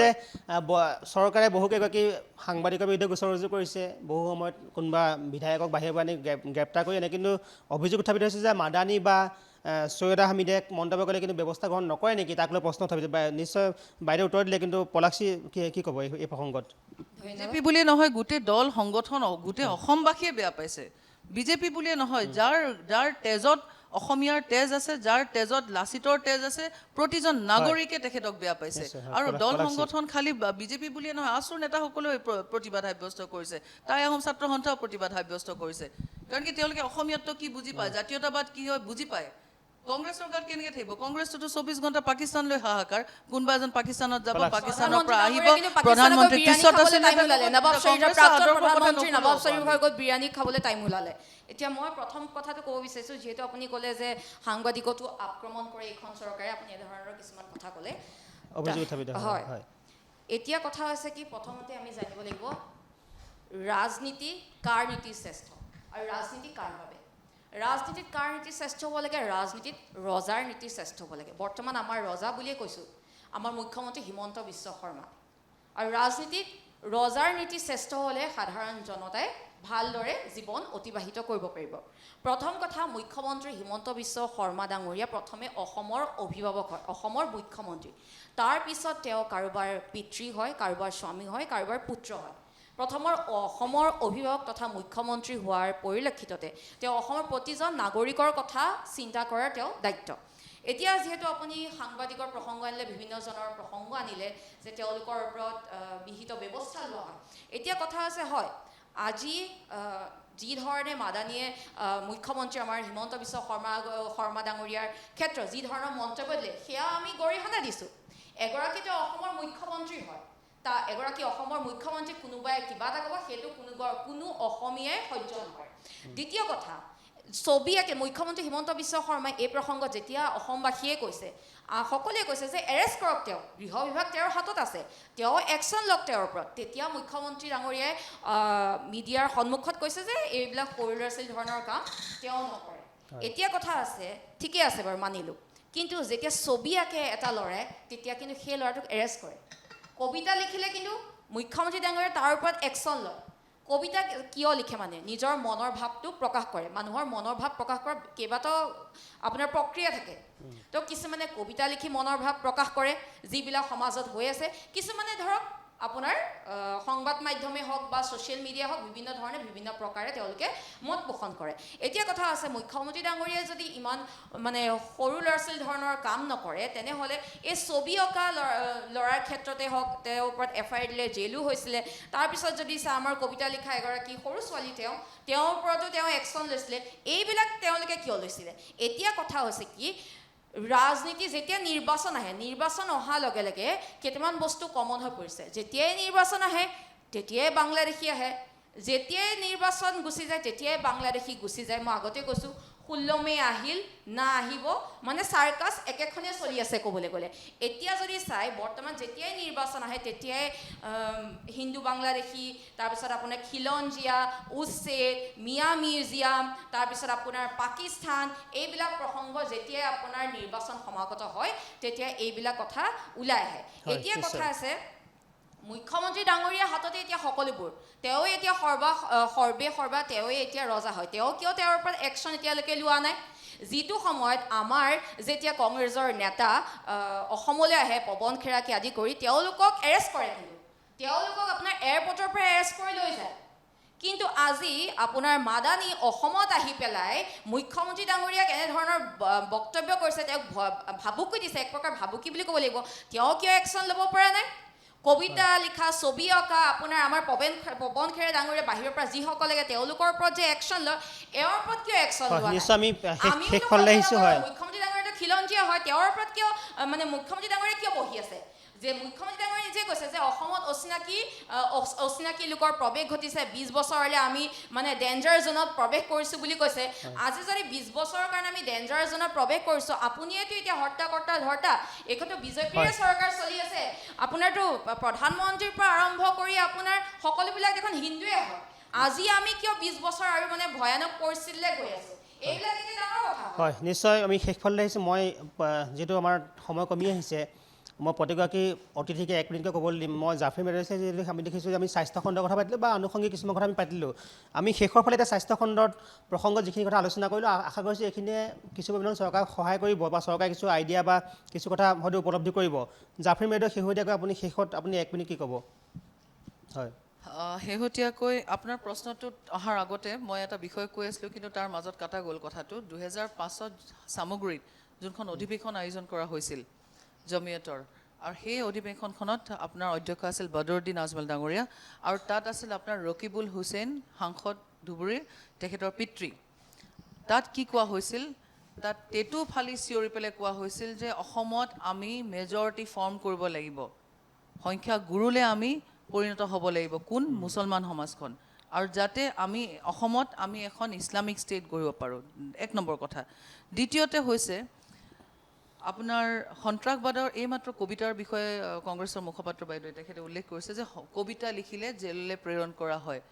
কোনখন ৰাজ্যৰ মুখ্যমন্ত্ৰীয়ে এটা কবিতা লিখিলে জেললৈ প্ৰেৰণ কৰে নাগৰিক এজনক? যদি হয়, তাত প্ৰশ্নবোধক চিন আছে। যদি সেই কবিতাত সন্ত্ৰাসবাদৰ আদৰ্শ আছে, যদি সেই কবিতাই যদি উচতাই দিয়ে আমাৰ যুৱ চামক যে আপোনালোকে এনেকৈ কৰিব লাগে, তেনেকৈ কৰিব লাগে, দেশ আৰু ৰাষ্ট্ৰ বিৰোধী আৰু দেশ বিৰোধী যদি এনেকুৱা এটা কবিতা লিখে, সেই তেনেকুৱা কবিতা হ'লে নিশ্চিতভাৱে তেওঁলোকে একশ্যন ল'বই। আৰু দ্বিতীয়তে এটা কথা হ'ল যে ইমান যিহেতু পৰামৰ্শ দিছেই তেখেতে মাননীয় মুখ্যমন্ত্ৰী ডাঙৰীয়াৰ বিষয়ে আৰু চৰকাৰৰ বিষয়ে, তেখেতক মই বিনম্ৰতাৰে অনুৰোধ কৰিব বিচাৰোঁ যে গৌৰৱ গগৈ ডাঙৰীয়াক কিয় পৰামৰ্শ নিদিয়ে? কিয় তেখেতৰ শ্ৰীমতীয়ে এটা পাকিস্তানৰ NGO এটাৰ লগত তেখেতে চাকৰি কৰিবলৈ পাকিস্তানৰ পৰা দৰমহা ল'বলগীয়া হয়? কিয় তেখেতৰ শ্ৰীমতীয়ে ভাৰতৰ নাগৰিকত্ব নল'লে? কিয় তেখেতৰ শ্ৰীমতীয়ে আমাৰ ভাৰতীয় নাগৰিকত্ব নল'লে? লগতে অসম বা ভাৰতত তেখেতে নিযুক্তি নাপালেহেঁতেননে? এই প্ৰশ্নবোৰ মই তেখেতক সুধিব বিচাৰোঁ। যেতিয়া আমাৰ মাননীয় মুখ্যমন্ত্ৰী ডাঙৰীয়াৰ বিষয়ে তেখেতে উল্লেখ কৰিছে, মাননীয় মুখ্যমন্ত্ৰী ডাঙৰীয়া সেইজন নেতা হয় যিজন নেতাই উচ্ছেদ কৰাৰ পিছত সেই উচ্ছেদ কৰা লোকসকলক, যিসকল নাগৰিক হয়, সেই নাগৰিকসকলক তেওঁলোকে থাকিবৰ কাৰণে মাটিও প্ৰদান কৰিছে, সংস্থাপন প্ৰদান কৰিব। এই বিষয়বোৰত আমি চাব লাগিব। মহিলা সবলীকৰণৰ ক্ষেত্ৰত আজি যিদৰে যোৱাকালি আপোনাৰ শ্ৰীভূমিত 15,678 টকা মহিলা উদ্যমিতা আঁচনিৰ জৰিয়তে 10,000 মহিলাক প্ৰদান কৰিলে। সেইবোৰ নে আমি নাকচ কৰিব পাৰোঁ নে তেখেতে পদক্ষেপ লোৱা নাই?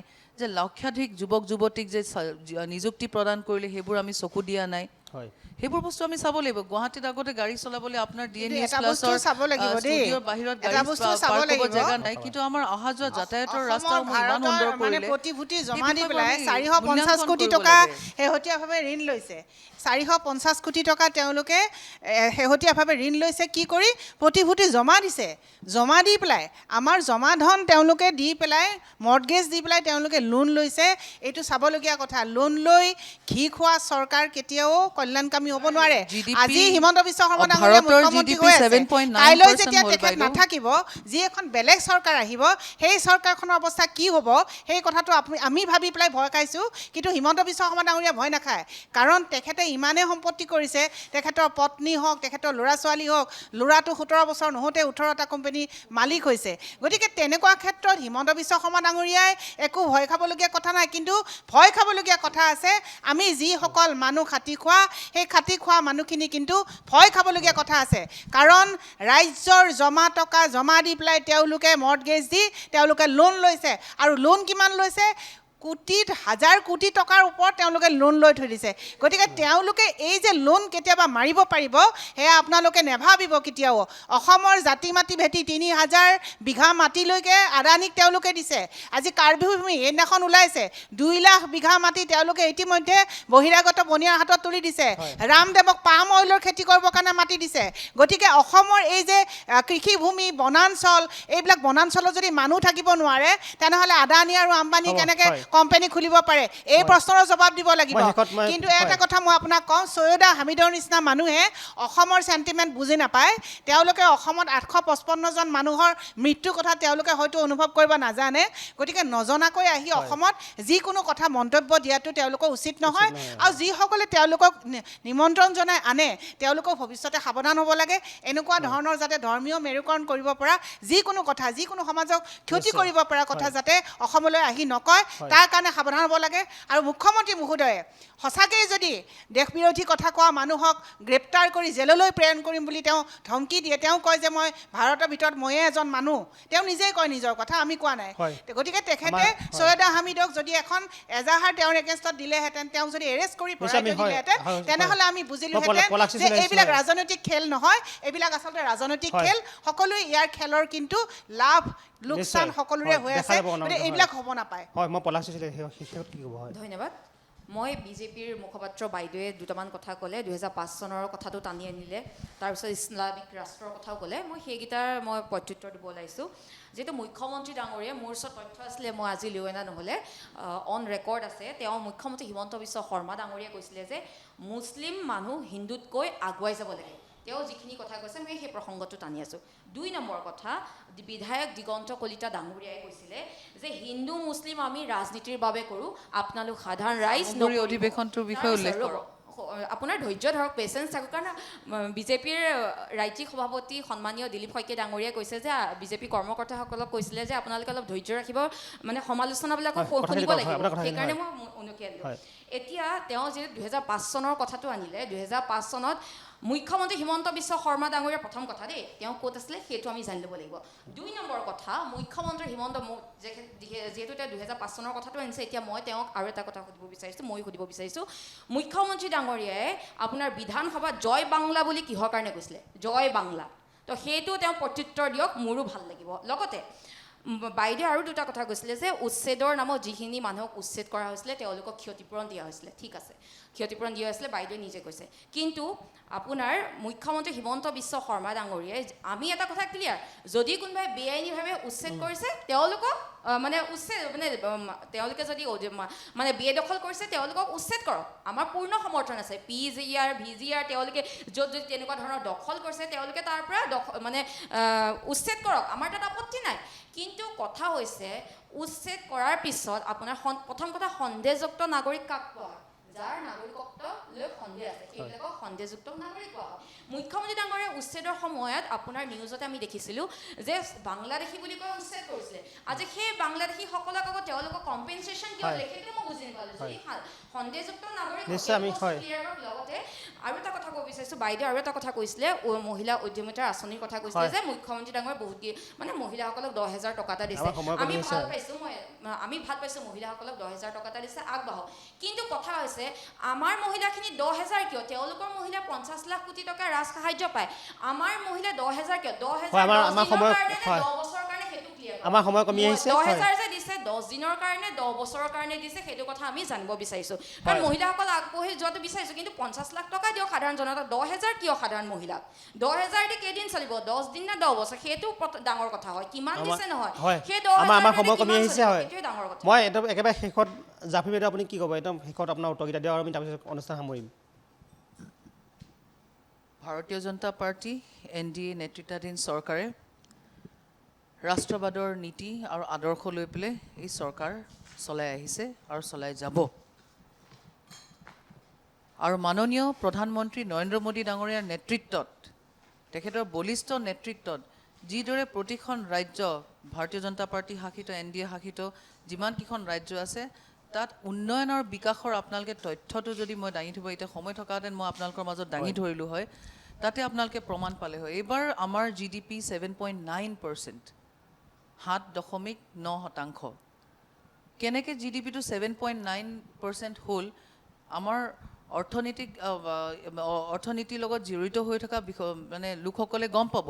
কিন্তু লগতে আপোনালোকে এইটোও মনত ৰাখিব যে অসমখন এনেকুৱা এখন অসম আছিল আগতে য'ত আমাৰ যুৱচামে তামোল দোকানৰ বাহিৰত, পাণ দোকানৰ বাহিৰত আড্ডা মাৰি থাকে। আজিৰ তাৰিখত যুৱচামে কিন্তু আপোনাৰ কিবা নহয় কিবা এটা নতুন বিষয় লৈ পেলাই, নতুন বাণিজ্য বেপাৰ লৈ পেলাই তেওঁলোকে জড়িত হৈছে।